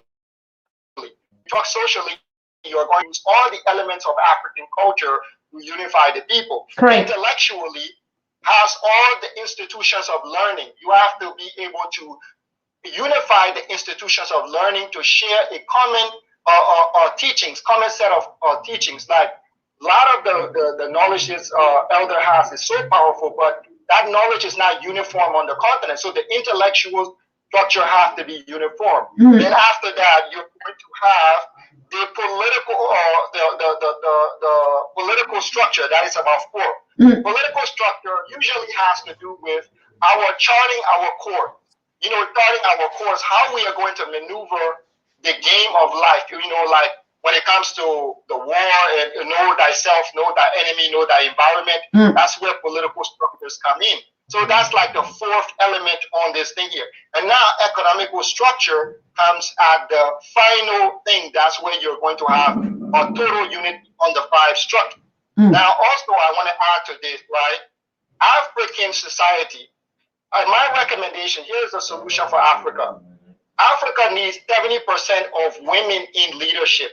When I say leadership, I'm talking about administration and governance. And the African men, we need our men to focus on development, engineering, biology, chemistry, physics, architecture, military-wise, and whatnot. Now, the African man, the problem I have with the African man being in governance is we've been in governance for a long time, and it's been very unproductive. You keep repeating the same formula and keep getting the same bad result. But if we switch to 70% women in governance, what's going to happen is we're going to get a natural, organic culture of matriarchal, which is what Africa has always been, a matriarchal culture. We are going to be more parallel to Nate because women, the female element has the strongest form of organization in any society. Remember during World War I and World War II, the European women and the European American women kept the European society and the Japanese society. All these were women holding the structure of the society at the top. Africa has failed to use the women. I think we can achieve unity with 70% women in administration and governance within 10 years' time. We could achieve it because women are more about organizational and keeping organization structure. If you look on the micro level, the home, a woman can manage the home until the entire family graduate from the home. But why is it she can't manage the homeland? Because the home is a micro version of the homeland. So if you have 70% of female in administration and governance, we can have a bolder Africa because men now are going to be training in military strategies, physics, and all these type of things. And men are going to get out of that playful, childish phase where we are just there eating money, taking bribes, and all of that. So these are the five structures that Africa needs to achieve total unity. If you don't have these five structures, you can have economic and political. What's going to happen is the Eurasians got more money. They own banks. I think they control 144 trillion global wealth. So they can buy out any individual or group on the continent. They're pretty free in maneuverability on the continent. They can move around. They can do stuff anytime they want to destabilize our unity. Anytime they want, they can instigate destabilization policies on the continent. However, if men were more geared towards security and the women were administrators, you would see a transformation and a cohesion occur where you would get this mutual satisfaction. So I'm gonna stop here. I didn't want to bombard the elder with so much of my own, but organic African paradigm, we taking this unity very seriously. Yes. We don't. This is not something that we play around with. And this time we want to get it right, but we don't want to just get it right on the political and the economical and neglect the other fields. Because if we do, they will just come around our backs and do what they did in the 1500s, 1600s. Then we'll be back to square one again. So I'm going to stop here. Thank you, sister, and thanks to the elder, and then we'll resume this conversation when me and you get another chance. Yes, we're going to resume the conversation because, I mean, the time you came here, like you said, on the feed, I mean, there are a lot of new people, as you've seen on the Pan-African Daily. We've also tripled in numbers. And so a lot of people don't know the organic African paradigm. So I'll be calling you after the show for next week program to see how we plan and tap into this knowledge. Okay. Okay, sister. Positive energy and creation energy to you. All right. Thank you. Good. Elder Faye. Yes. I know you're sitting on a warm chair. Nobody's going to take away that chair from you because it's a social chair in any case. And so you're well seated. Don't worry. Because your structure, your chair is built on the youth, on the social structure that he's saying, isn't it? The Pan-African Federalist movement, which is what now the youth and focusing on mobilizing the youth is your focal point. And now what do we expect next? And I will add something very, very, because the gentleman, what is it, Manning? His name is Manning? Manik. Yes, Brother Manik. Brother Manik, if you're listening, I will just tell you one thing. The Pan-African Federalist Movement is all about organizing a congress of people who want to accelerate African unity. That's all we're doing. I heard your beautiful ideas, but you can't implement them by yourself. There's no way. You're going to have to come with other Africans, confront your ideas with their ideas, and then find a compromise somewhere. And then that compromise is the one that will lead us to African unity. No one, a people united cannot be defeated. I don't believe that anyone could keep Africans from uniting if they really want to unite.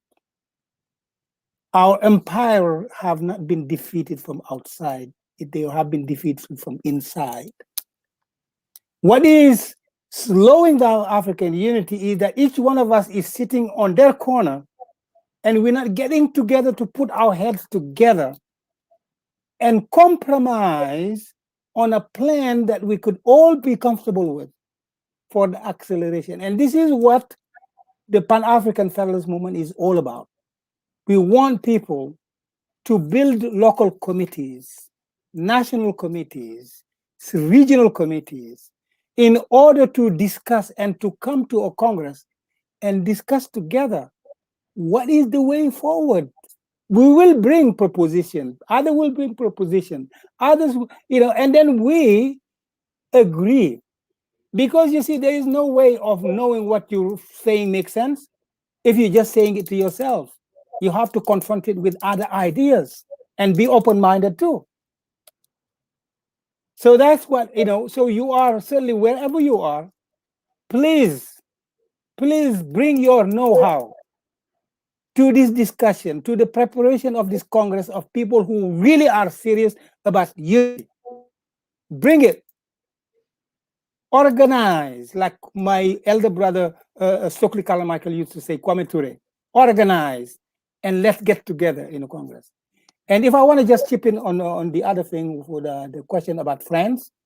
Yes. France is not doing anything but implementing its policies.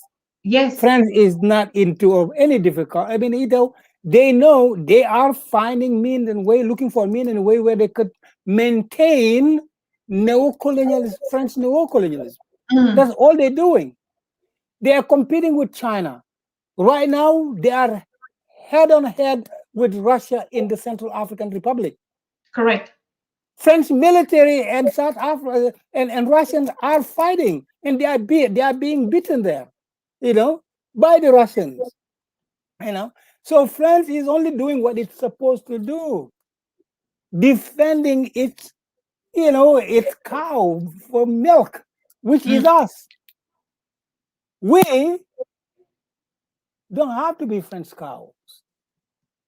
If we unite, we don't have to be. So we have to focus not on what France is doing, but on what exactly is keeping us from being strong. Correct. That's what our focus should be. What they're doing is what they're supposed to do. They are elected for the better for French people to preserve their way of life, which we know all it's coming from. That's what they elected for. What do you want them to do? Well, let's do what we must do. What we must do is to find means and ways of strengthening ourselves by unity, political unity, not just economic, but fundamentally political unity, because economic unity comes after. Everything else comes after political unity, because political unity is like, the way that I could put it to you, if you want to have a business, if you want to create a business, you have to have a business plan, a clear business plan of what you want to do, and then put that business plan, and then come with the basics of it. Political unity is like that, having a business plan, having the initial capital, and then being able to contribute a business. I like the point, the way you take it, because sometimes we don't understand. I mean, like if we talk about France, yes, and strategically, this France summit is something that we have to look for experts to talk about it, so that we're educating ourselves for Africans to get the sense of it. It is not about France. It is about us. Why? Just like you said, France is defending its point. They're negotiating from their interest. Now, what do we as Africans have on the table to negotiate from our point? That is when it becomes really critical to understand what was it in that negotiation? What was the point of the negotiation? For me, I'm very confident that African leaders will make that. To put it simple, yes, the African leaders were negotiating the rental of the portion of our sovereignty to France. How much will they rent it for their own interest, for the basic little interest of our people, but for their own interest to stay in power? Fundamental. That's what they were there for. Has nothing to do with the African people. $75 billion that I heard them talking about, that cannot even develop Senegal. You're talking about 75 billion. That's what that can. Yes. France doesn't have. They talk about a Marshall Plan for Africa from France. France can't do that. That's not a possibility. Any person in the first class of an economic course know that France doesn't have the means to conduct a Marshall Plan. A Marshall Plan, and once again, you have to know what is a Marshall Plan to begin with. But we just use these words, Marshall Plan was the reconstruction of a destroyed economy, of a destroyed industry. For us, we don't have an industry to reconstruct. We have to build the whole industry. And why would France help us rebuild an industry if their preference is for us only to produce raw materials? Because that's what feed the French industry. So that's not those kind of nonsense. It's simple, not complicated. They are renegotiating the rental of the portion of sovereignty that France has. And they negotiate with France, they negotiate with China, they negotiate with Russia. Whoever is giving the best price for the rental of this portion of sovereignty, they give it to them. Without they know, but without really caring about, as far as their selfish interest is concerned, without caring about what the consequence will be on the people, on that little Helen of 11-year-old. They don't think like that, I think this is very critical, and it's very interesting for us to start also knowing that we need to know exactly what this Marshall Plan. I mean, I have a layer of the German Marshall Plan for Africa, and we also know that we have the UN security or UN goals. 2030. We also know that we have the Agenda 2063 now, and the Marshall France plan. I haven't really know that. So now we'll be having you on monthly basis, once in a month, like we said, and we want to go through these plans. Because sometimes we always don't negotiate knowing even what is on the table. Now, like you just said, when they say a Marshall Plan for Africa, just the word alone, it's already crazy. A Marshall Plan for Africa. Now it sounds like what we're saying is the second scramble of Africa, but this time now, instead of Berlin, just them alone, now they even call you on the table and they put the plan. And oh, we Africans want to know what is actually a Marshall Plan, what is in the Marshall Plan. And we will start even from Germany's Marshall Plan for Africa. Yeah, the Africa AU Agenda 2063. Some of us, we talk about all these agendas, we don't even know what is inside.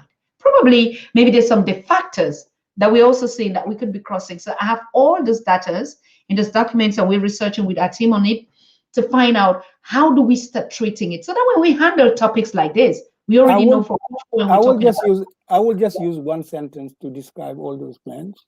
One sentence, okay? It is, all those plans are, how could we provide Africans with the tool to manage the crumbs we're leaving behind and keep them content? That's all it is about. How to help Africans manage the crumbs, political crumbs, or in terms of power, or economic crumbs that we leave behind, so that they could keep content. It is not about developing Africa. It's about helping us be content with those crumbs. And you can't develop with crumbs, Dr. Susan. There have been so many plans to develop Africa. If you start counting, maybe we will, by the time we finish your show in 2 hours, we will not even be done with the names. And everyone's, well, oh yeah, this is the last plan for Africa. Nonsense. African peoples must know that a plan to develop Africa will come from Africans. No one else. It will be initiated from the fish market, discussed at the wharf, really at the fields. That plan will come from Africans, and it will take into account the tontines that we're talking about. All tools that Africans have developed themselves with until now, and enhance them. Any European, any plan that, German Marshall Plan, what this is, even Italy and Germany are fighting against France and telling France you are a neocolonial country because France is using our countries to get a power in the euro, and some Africans are foolish enough to know, oh yeah, this Italy now, they are against him. Nonsense. It's skirmishes between them. Let us not be concerned with that. Let's check our weaknesses. Let's check our weaknesses. That's all. Thank you very much. 75% of our problems stems from us. Yes. 75% of our problems stems from us, not from them. Thank you so very much. Thank you so very much. That's the point that I want us to strike on. 75, I would even say 95. Honestly, I would say 90% of our problems. And if we deal with that, we're good to go. Let me pick this last call from this queen, and then we will round up. Hello? Hello, my queen. This is Tontines. Yes. Good evening. Yeah. Welcome. This is Joomaay Faye, Elder Joomaay Faye. Yes. I just wanted to ask the question, what is it that Africans must do to either encourage or push their presidents to quicken them to help us unite so that we can be meaningful in our development? I don't know what they need to be doing. Our movement has a plan with African leaders. We have what we call solution. Wait. Okay. All right. Thank you. Beautiful, beautiful question. So, like, what is the role of the African? I mean, that's also a topic that we had that we want to treat this week. What is the role and the engagement of an African to support this unity, if at all the leaders will need that help? Well, I was just going to say that the Pan-African Federalist Movement is organized in many different levels. We have what we call honorary presidents, who are really for African unity, like Alpha Omar Konare, for example, like Pedro Perez, of like Chisano, like others, like President Traore, former President Traore. We have what we call the honorary president. Yes. Who will be going in missions and talking to African heads of state about the Pan-African Federalist Movement, and also that explaining to them it is in their interest for their state to surrender some of these portions of sovereignty and to mutualize the management of these portions of sovereignty. Beautiful. At the same time, we also have what we call the ambassadors, who are the artists, to make message popular so that the people, because the energy will come from the masses. Politicians do only what they are forced to do. Except running for re-election, they only do what they are forced to do. And a conscious African people, a mobilized African people, a fired up African people, by any means, peaceful means possible. Yes. Is what the Pan-African Federalist Movement is going to materialize. And we know that the message, there are African hungry for mobilization for this cause.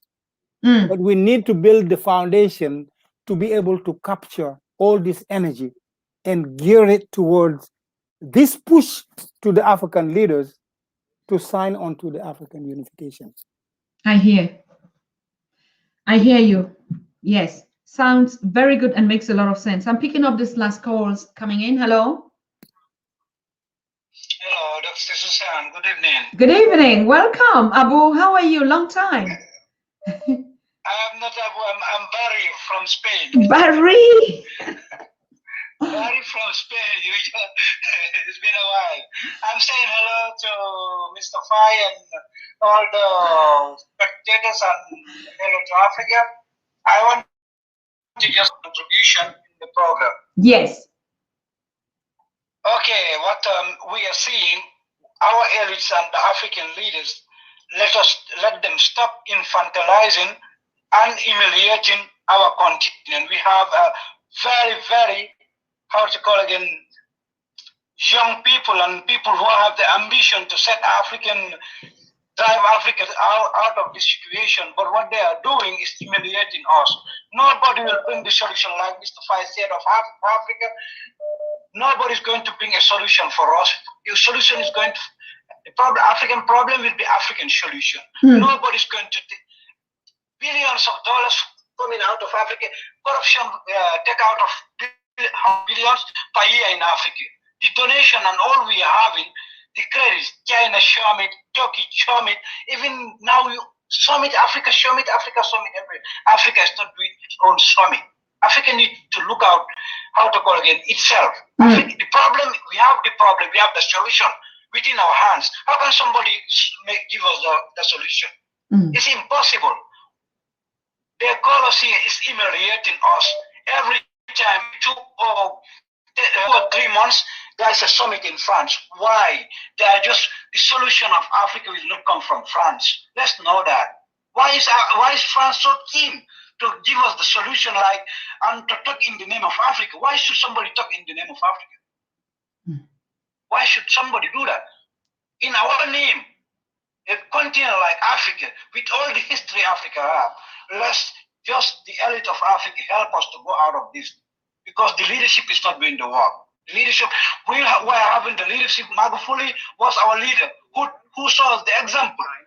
Magufuli is a bright example. Thomas Sankara is a bright example. We will not do that. As the raw materials, like the man say, industrializing Africa is the only solution without taking raw materials out of our continent. It's just a simple science. It's a simple mathematics. Even if a 5-year kid can understand that this is not going to work, it will never work. 60 years of independence, things are going that way, it will never work, Dr. Susan. Let us tell the truth, people, and let us love this continent. Yes. Our leaders should love us and give us that know that 60 years, something is not working. Let's change that. It will never work. It will never work. What they're doing, billions out of to help Africa. Nobody's going to help Africa. We have seen the climate changes summit, which was put in France, was all in water. So let's try and come together and see our own solutions together. Thank you so much for the for the program, and I'm saying hello to Mr. Faye. Thank you for his contribution. It's the only idea we have our own solution. Nobody's going to give us solution. Thank you very much, Barry. Africa. Yes. Nothing will be free. Let's know that nothing will be free. Every agenda, there's something, there's the hiding letters outside of that agenda. Nobody's going to free us. Thank you. We are past colonialization, slavery, and many things, and still we are thinking that people are going to free us in the name of what? Okay, thank you so much, Mr. Thank you, Barry. Greetings to my daughter, okay? Thank you. Now I know who you are. Thank you so much. Hello? Hello? Oh, okay. Yes? Yeah, I have a question. I've been following this talk. I really love the way he presented the movement. Yes. So my question is this movement a member of AU? And if not, why it can't adhere to the AU, straight to the AU as a political party? Okay. That's the question? Yes. All right. Thank you. So we'll take another question and then he can answer all at the same time. Hello? Hello? Yes, this is Africa calling from Netherlands. All right. Thank you. So we'll take another question and then he can answer all at the same time. Hello? Hello? Hello. Go ahead. Radio Africa, Netherlands. Yes. A few of my viewers are watching. Can you turn up the volume of the other show? Because we can't hear you. You're watching and you're calling. I'm sorry. Yeah, just it. Okay, fine. Thank you. Go ahead. I want to ask our honorable friends, like, one of the, not a question or rather contribution is what we miss in a lot of our African planning is long-term planning. Our politicians always come in for 5 years of time, or let's say 10 years of time. We never see a very clear plan from be it organizations, be it political agenda, be it what that talks about 100 years, 50 years, 30 years. African leaders will always talk about Agenda 2030 based on Bill Gates' agenda. We do not have any African agenda for like 100 years, where shall we be? 50 years, where shall we be? Or even after 60 harvests. Let's even forget the years of the Western world. Like, okay, we plant cassava. After 100 harvests of cassava, where shall we be? So my question is, I still miss a lot of long-term planning in a lot of African initiatives. Why is it so? End of question. Thank you so much, Radio Africa Netherlands, and thank you, CEO.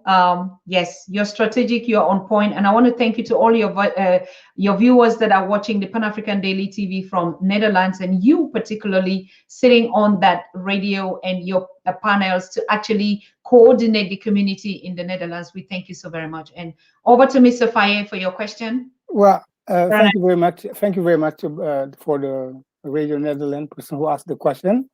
But we do not have long-term plan. You know, Susan, Dr. Tata, it's someone who is on a survival mode can't afford to have long-term plans.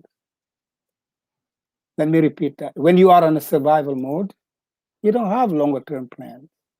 You have short-term plan because you don't really control much.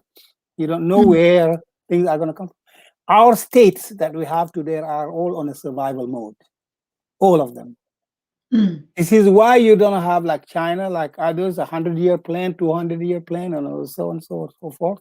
No, yeah, you have to be on a developmental. You have to be developmental mentality, like developing, like where you have attained a certain level of being able to you have to get out of the survival mode in order to be able to have long-term plan. Mm. And I that hear. will, that will mean we have to get rid not of the fact that the states, I'm not talking about getting rid of the state, but getting rid of the fact that they are non-viable, that they are Mhm. on a survival mode, because that can only be done through African political unity.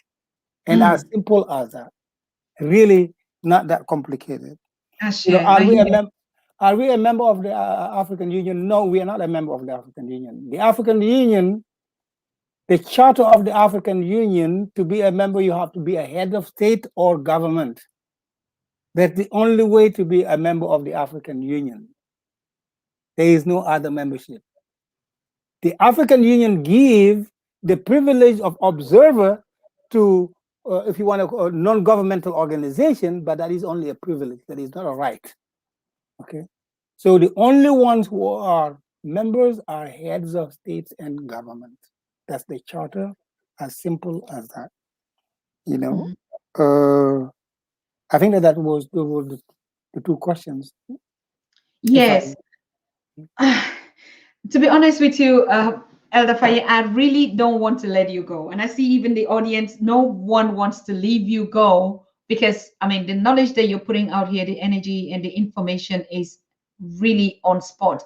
Like you just, the question that came from the Netherlands, why don't we have a long-term plan? I also had been asking myself this. And when I went through the Agenda 2063, and I even put it with other, I'm like, okay, of course, they're talking about African solutions by Africans, and particularly the aspect of Pan-Africanism. They see it as a way forward.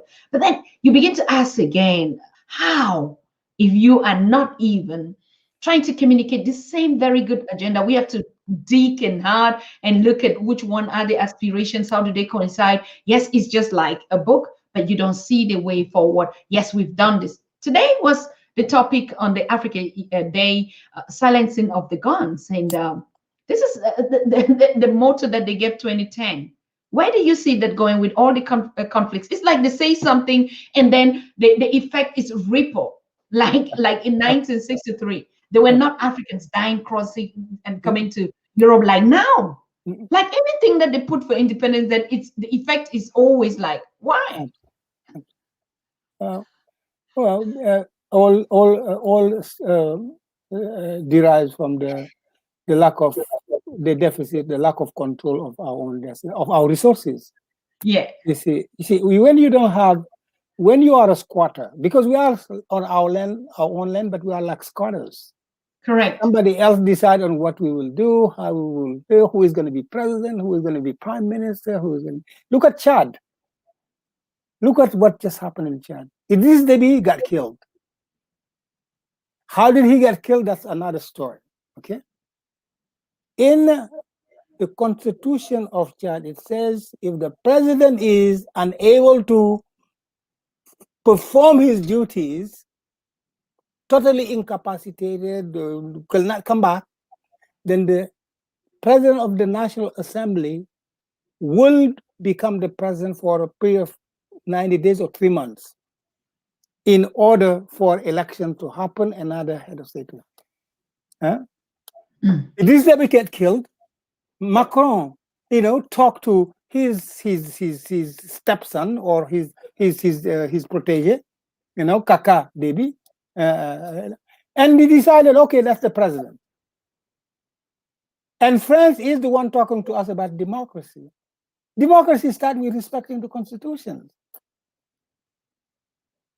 If it was, the reason why Chad cannot have a peaceful transition, a democratic transition, is because somebody else is still deciding on who will be at the top of the country and who will not be at the top of the country.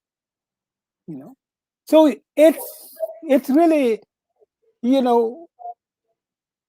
are at the mercy of those who control, uh, control us because they, in the independence, when we were about to get independence, okay, in the 1950s, Bartholomew Boganda from Ubangi Shari, okay, mobilized and said, okay, these countries that want to be independent will not do anything.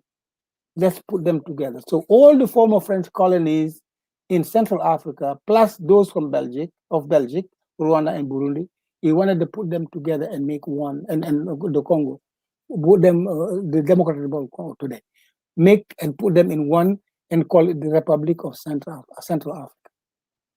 When everyone refused because of France and others, then he transformed Ubangi Shari in the Central African Republic.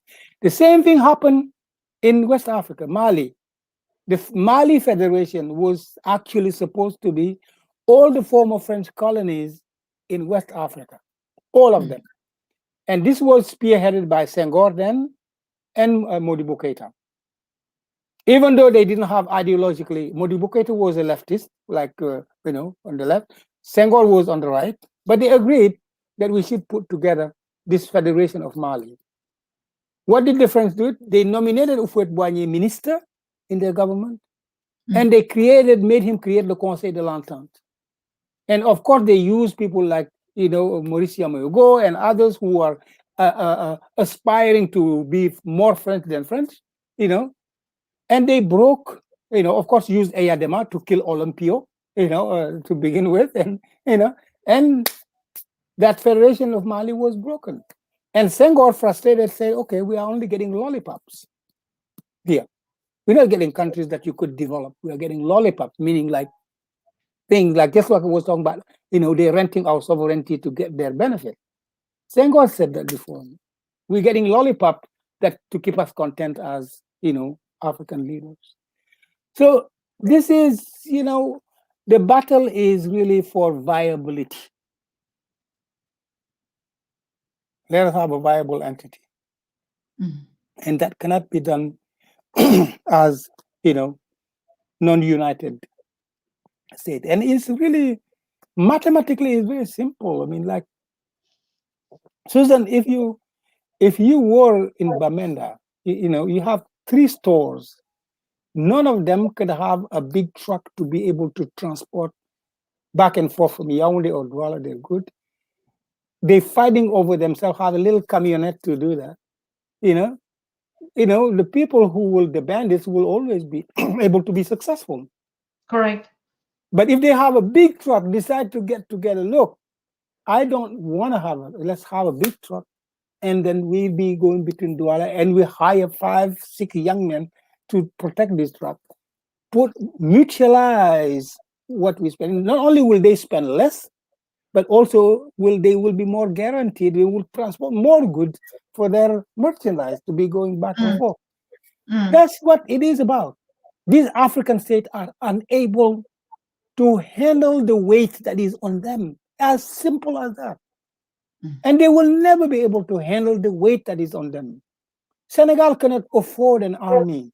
Senegal cannot afford a diplomacy.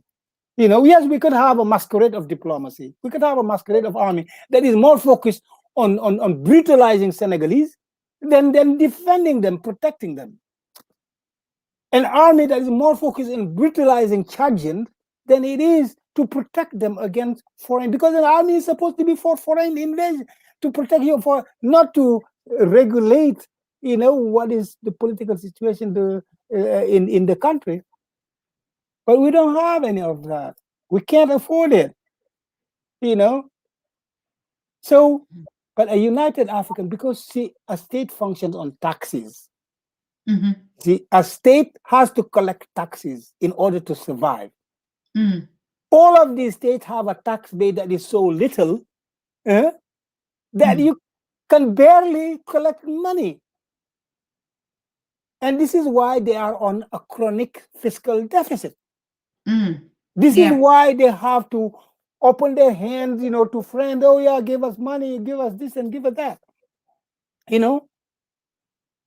That's the thing. But if you unite these states, you create opportunities. Instead of having 50% of the Cameroonians unemployed, 60% of the Senegalese are unemployed. And the person who was talking about the youth, the African youth today is desperate for finding jobs. We could, if we united today, employ all the people in Africa who want job, plus all the people in the diaspora who want job, because Africa is for rebuilding. Yes. That way, Cameroon will be able to collect enough tax to build bridges wherever it wants. The United African State will be able to have trillions of dollars a year to build a mighty army, build space programs, because we will have, instead of having 1 million people from which we get taxes, Cameroon will have 6 billion. You multiply it by 9, 10. Can you imagine how much money that will be for the state? It's just a simple mathematics. The fiscal base of the state is too little for many reasons. For many reasons. Number one, they are small. Others, there is not enough staying on the ground. Money is too expensive to hire people, so you don't get jobs. And then that's it. Bingo. The state is forced to just be on a survival mode, and coming back to that person, not be able to have long-term plan. You are busy surviving. For the person talking about the youth, the Pan-African Fellows Movement have a specific commission for youth mobilization. We know that without the youth we can succeed, but the youth need the leadership of the elderly, generation like myself and others. We all need to each other. It's not one portion of Africa that will free Africa. It's all No Africa. way. That's true. It's not about the youth against the elder. It's about all of us. Correct. Even if you are the leader of the committee in New York, Baba Jiwe, who was here on the show, he's 80 years old. Very efficient man. Yes, that's my darling, Baba Jiwe. You see, your darling is a fantastic leader. We need him to be a stable person who could calm us down, who could get us like excitement, who could channel our energy. The youth need people like the person who spoke and others to channel their energy. Otherwise, it's going to be going all over the place. That's what history tells us. History teaches us. I agree. Yes, we all need each other, not just the youth, because we've been always saying it's the youth. It's as if the elders now are just putting all the work on the youth. And that's what I was asking. Like, yes, even if the youths are united, now we also need the youth need a system and a functionality. Osman Toure alone cannot even, like you said, if he doesn't even have a budget to put on something, how do you mobilize a hungry youth? How? No. The youths of Europe. The youths of Europe or the West, they can decide the policies. They are engaged in the policies. Absolutely. Because already they are the collateral of this government. But in Africa, a hungry youth who doesn't even have food, who doesn't even know how his tomorrow is going to be like. And we're saying, oh, it's for the youth to change what? The youth has to be guided. The youth has to be guided. I like history. When America wanted to move forward, there were two young men, but they needed an elder, Washington, to help them. They needed someone like Benjamin Franklin in his 80s to help them, to guide them. If it wasn't for them, America won't be America. They both needed each other. Correct. Anyone who is telling that it's the youth, well, it looks like they are really want to saddle the youth with a burden that is unfair. You should be involved and help the youth have a direction. Correct. The African youth today is confronted with what economists call the demographic dividend. A demographic dividend is if too many people come onto the market, onto the job market, from the youth, from young, to the point where the economy cannot absorb them. The job market cannot absorb the African youth today. And this is why the African youth is either going into terrorism or is going to die into risking everything in the Mediterranean or the Sahara Desert. Because of the reality of the inability of our state to take advantage of the the demographic dividend. There is a huge demand in the job market, a demand that could develop a continent that would any country would love to have, as long as they control it. But we have this youth that is gone and studied and eager to find jobs, but we cannot give them jobs. A poorly managed, if a country is unable to manage a demographic dividend, it becomes social instability. That's true. Okay. Baba Faye, I think if we sit on this program, we're going to rock 3 hours. I know it. I already know it. So we would have to rounding up and continue, because this is a continuation of the history. Whether we're touching it in every sector, we'll have to go. We'll have to keep that rolling. Yeah, you see, we're just fresh coming back. I know we still have the energy, but now we're starting again. And we'll be here on this power show every day, with different speakers and guests and experts and scholars and voices and advocates, each one sharing their perspective on the Africa that we want, and how can we collectively be a part of the solution and not just the challenge. So I want to thank you so much, Baba. Hey, you just still starting. I see now your warm up, and I know that next time we're going to get more from you. Want to thank you so very much. What the Pan-African Federalist Movement is putting out there, we can guarantee you that this is the solution, because like you said, you've been not just only speaking in this generation where we just sit down and see things, but you're coming from far and you've been there around all the sectors. And I think we're on the right track. We just need to mobilize and keep ourselves together. So thank you so very much, Faye, for being here. And yes, I would connect with you, and we see the next date that you'll be coming to be on the show again. I think there's some people that are so burning to just ask you a question again or to make a comment before you leave. Hello, brother. I know you've been trying to call. Let me just pick up this call while we're rounding. Hello. Yeah, I have a last question. I can say, wow, he's just touching where I like. My last question is, as AU is just limiting people and AU cannot do what is supposed to be done, so what can we do to challenge AU? What can we do to challenge these African leaders who are like gatekeepers for Western and their personal agendas? What can we do to challenge them and to make like a strong political party? Absolutely. That's my last question. All right. Thank you so very much, bro. He'll be here again in 2 weeks or so coming. But you just want to brush it and give a straight answer? Well, a straight answer is that, we don't need to challenge the AU. There's no need.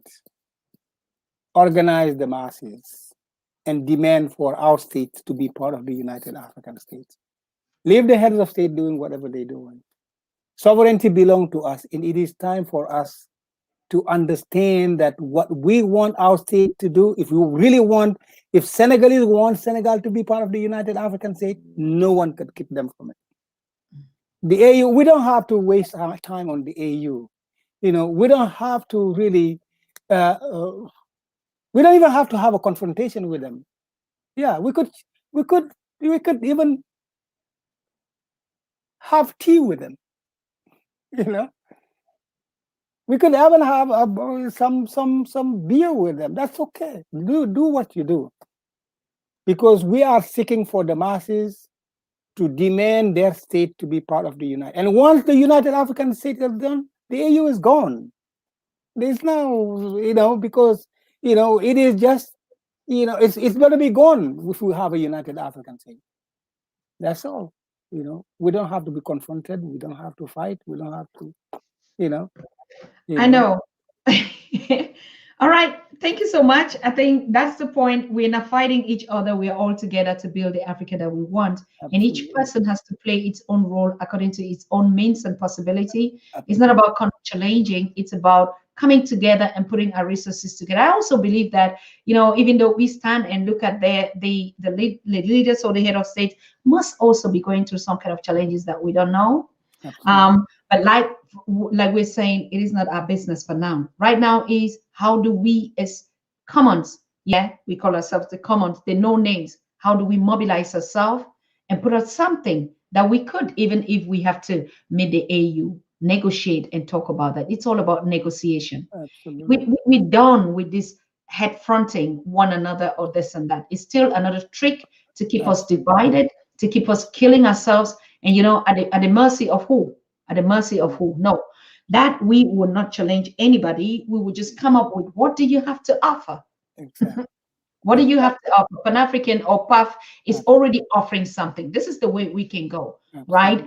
But a strategy that we think it's all is a waste of time, loss of life, loss of energy, a distraction, of course, a big one. And we don't dare it. We don't have time anyway for that right now. So I think they have a lot of experience that we can tap into, and they could advise us. And really, no, they are our parents, they are our leaders, they are our people, they are. It doesn't matter how they are. It's like you have a mad father, and you're gonna be saying, and who's gonna say that? They're children of the mad father. That's all they will say. And so, and someone will come out and say, "Oh no, confront your mad father," and because he's that. No, I mean, we're not saying that they're mad. I'm just saying we have given too much a chance of this disunity. We don't want no other thing to do. We're just minding our business, trying to contribute what we can do. And Puff is right here guarding us, and we have the Faye here looking so cute and so young. I'm so sad that you said we were married last time. I'm not sad to say that you have a queen or a mother or something. I'm just saying that because if I look at the comments and everybody that was like, "Are you married?" But we are happy. No, honestly speaking, that was a joke. That was maybe too much of a joke. I'm so happy. I'm so happy. Each one of us that we see, like you said, building the top, we need to build the bottom. I mean, we cannot unite Africa when we're broken, even in our homes. We start by keeping the homes, and then we can move on to build the perfect Africa. So I want to thank you so much.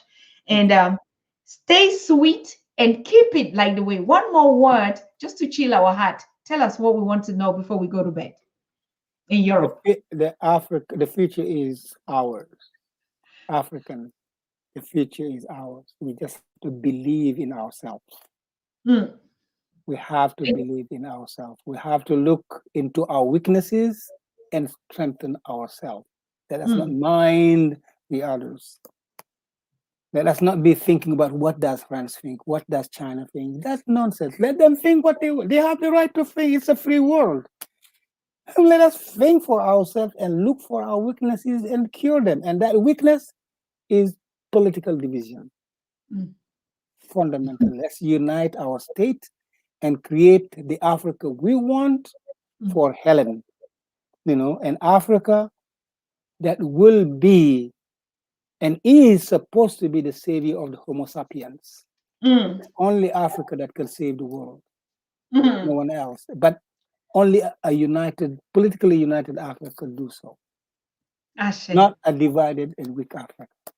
And I believe that the future is in our hands. The future of the world is in our hands. Many Africans today have come to the realization we have the critical mass of Africans. And the African Union, today, you see, Susan, African unity, our struggle, we are on the morally right side. You see, when you are on the morally right side, you don't have to fight somebody else. No. Do what you're doing. Just like Gandhi with the British. He was on the morally right side. He was doing what he was doing. The British were let's do. And who won? Gandhi won. We are on the moralist right side, and let's just do what we're doing. No one will openly oppose African unity. So let's not give them an opportunity to oppose. Correct. If you fight them, they will have a reason to fight you. But if you just don't mind yourself, they will be ashamed, to openly come against anyone fighting for African unity. That's all I want to say. Thank you very much for having me on your show. It's really a delight to be with you and with your auditors. And I'm really going to be thinking about Helen. You know, she won my heart. You know, it's really fantastic for an 11-year-old to be listening and to be asking questions. Yes. And I hope that the adults will follow her example. Thank you, Dr. Tata. Thank you. Thank you so much. Thank you so much, my elder. Thank you so much, our leader, our expert, our scholar, our brave heart, our champion. Yes. Thank you. Thank you so very much. I mean, you started this after holiday week on the Pan African on a good footing, and I'm very, very confident and energized that we're going to achieve more on this African Liberation Week 2021. So thank you. Good night out there to you. And we keep in touch for the next session with you again, live on the Pan African Daily TV. Yes. Thank you. Good. And I want to thank my people. I see all of you in the chat. So many. Have you clicked the button? Have you subscribed if you're here for the first time? Have you liked? Have you shared? Have you commented? Thank you so much, Koboko Souls. I saw you running out from work and say, oh, I don't want to miss it. I need to coordinate the chat. And you've been doing a very incredible work. Kofi, you came in really late. I saw you, but that's fine. And you try to catch up. And I saw Johnny Boy and all of you, Dr. Sumante, all of you that have just been doing the right thing. Carrie Banks, thank you so much. I mean, a lot of people that we've been missing ourselves for 1 week, we're just catching up now and doing. I see JB, Traveling Travelers, and off-grid plant-based. Yeah. Lingola, elderly wisdom. Thank you so much. Where you writing from? I see your flag. I see your flag. Stephen, thank you. I missed your call, Stephen, but I'll pick it up. Okay. I mean, we were vacational, we were relaxing with the boys, and everybody was out. Laum, thank you so much for the warm heart. Thank you.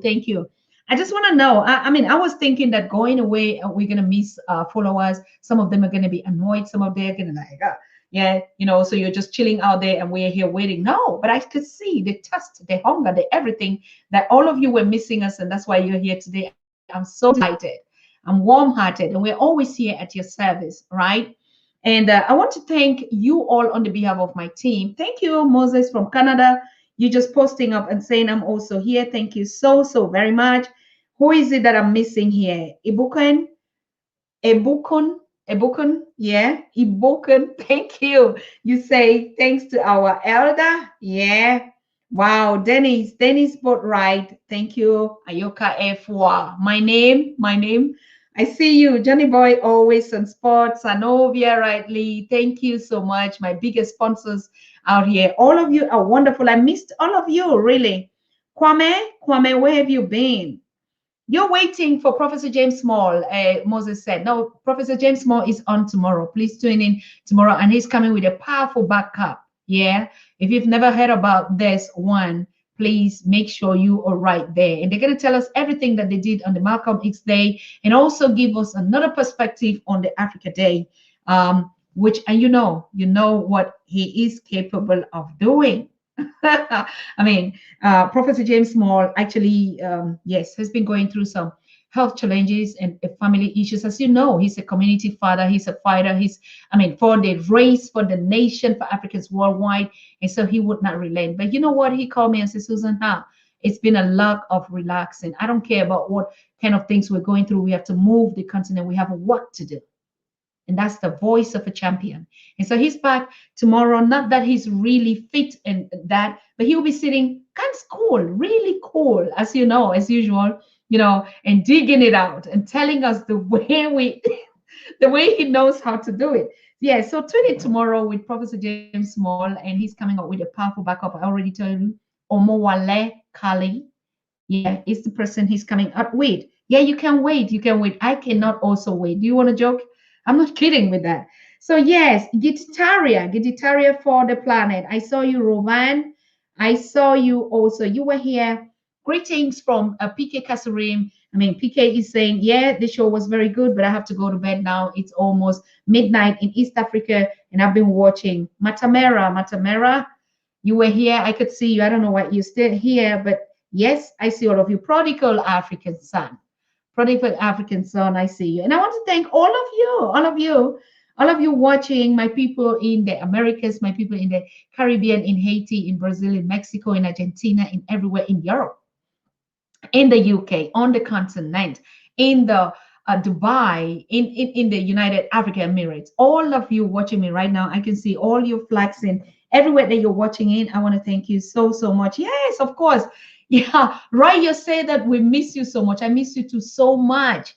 I miss you. Do you know what Ia told me today? Because he was the one that had to be on the panel today. And he's like, oh my God, I can't wait again. Right? It's like just a couple of days, everybody was already getting bored without Pan-African, no live at all. So I want to thank you. Kingston, you were also here. Coffee, I keep saying your name. Soto Warrior, thank you so much. I know you're the first people that knock in the door when Pan-African comes up. I know all of you here have your notification bells on because the moment we go live, I already see the numbers. I see the numbers pouring in like, where have you been? So also greetings from Naisha, my princess, Naisha. Naisha Malcolm is the queen here. Naisha is the one that puts the program. Naisha is the one that will be picking up the calls that you want to talk to Dr. Susan Tata. Naisha is the one that would answer some very quick questions. Like I said, if you want to get in touch, how to be a guest, how to contribute, how to make whatever suggestion that we have to come together, please just ask Naisha Malcolm. She's my PA and my daughter, my queen. Agidi, I saw you. Agidi. Reagan Music was here watching the Hawks. Oh, that's my champion. That's my backup. Yeah, you always watching, you know. And like Sheldon Williams was also here. Kingston, I already said that's Vanti. And I mean, this is just us in the Pan African Daily TV family YouTube. I'm not even touching out, you know, all the others on the other platforms. You know what I mean? And like, I just want to tell you something. I mean, a lot of people have been asking, yes, Maponga was supposed to come up last week at Tuesday, Susan, and you just break up and say you were going on vacation. What happened? Actually, as a matter of fact, yes, we decided to take that break. Actually, as a matter of fact, because you know we had some constraints from YouTube and whatever, and of course the break was also due. You would also agree with me, and I want to thank all of you who said yes, Susan, you deserve it. Please just relax. And those of you who even contact me even during the break and like, where are you chilling out? No, Germany is still at a lockdown. There's no way to chill out or out here. But of course, we're opening up and we'll be seeing ourselves face to face, you know, personally on the continent, in the diaspora, wherever we want, right? The sky's gonna be our limit. Yeah. So if I missed your name, if I miss calling you out or giving you a shout out, just know that all of you and you know, Ubuntu Queen is right here. Ubuntu love for everybody. I have enough, so many, and I give to everyone and every one of you, particularly our elders. Those are my darlings, right? Because they're the ones that we need the soldier. We need their soldiers to lean on. We need a lot of experience from them. And honestly speaking, I still just don't think that we're gonna say, "Oh, African Union and the leaders are not." We have to still be there. I'm there. I'm there. We have to enter that house. We have to visit our presidents and find out how they're doing. I don't also think that they're having it lightly. Take it with me or not. I don't think. And you know what? I'm a mother. I'm a mother, and we care for everyone. There's no bad child. If they have to be our children, they're not our children in this case. But like I'm saying, mothers, we care. We care for everything. And no one, we're not leaving any one of us out. Even our leaders, they're doing what they could do at their means. They are doing, I mean, I don't envy them. And I don't think any of you want to envy them. Sometimes, honestly, we need to exercise a little bit of empathy to know what they are going through. I know none of them. I'm not a friend to them or whatever. I'm just a small like you. We're the commons, you know. But actually, sometimes I imagine, I put my mind in them and I put myself in them. I never would envy them because the challenges and the burdens, and even just being there as the point, as the one that we can punch, I think it's enormous. Yes, they do mistakes, and the leadership, who doesn't do? Give it only one. Most of us, even small families, we can't even lead. We can't. We kill each other, right? And then talking about a whole nation and a race of different people having a lot of history that they've went through. I think we should be a little bit cautious and considerate, but stay focused. Stay focused on our own plan. What is it that we as the commons can do? What is it that you can do? Apart from just saying, let's punch them, let's kill them, let's chop off their head. What is it that you can do? Yeah. But you being here and watching is already a contribution. So I want to thank all of you. We are all into this together. One Africa for Africans worldwide, from our leaders to our forefathers to our ancestors to everything. We're not leaving anybody behind. As for me on the Pan African Daily TV, it's all or nothing. And I keep the words of Professor James Moore. He's going to be telling us tomorrow. Yeah. He's going to be telling us, I belong to you. You belong to me. So I belong to my fathers, to my leaders. They belong to me. We are one and indivisible. Nothing. Even though we quarrel, we disagree. Yes, but we are one. And no one is going to put us against our leaders, irrespective of how bad they are. They are our bad leaders. Yes, we've adopted them. Right? They are our bad leaders. And so what? They are us. We're not going to transform them to being Chinese. We're not going to hand them over to China. Yeah, right? So, good. I want to say good night to all of us. One love, peace is what we all are advocating for. Political programs, technology, social, economic, or whether who be lead or who that, it all starts from the bottom and the ethics of love. How do we love and treat each other? Truth is one thing that is going to save us. And we're still going to come to that. We lie a lot. That's just it. Without even being conscious, right? And we've been put into this situation from generations to generation. We can fix it. Now, that was why I was talking about our youth. We cannot shift and put it on our youth. You know what I'm saying? Because we've never empowered those very youths when they were our kids. We always want to control them. We always want to be the patriarchic, Father, you must do as I want, not as you think, right? We always thought that we knew the best for our children, which was good.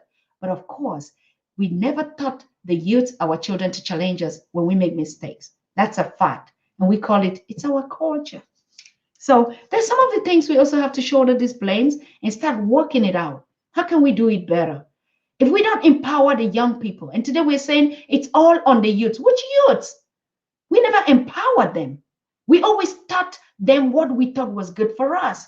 We were those kind of conservative fathers. The children will enter the house, they will not even smile because they're afraid. Protective is what we call. Maybe we can start thinking different.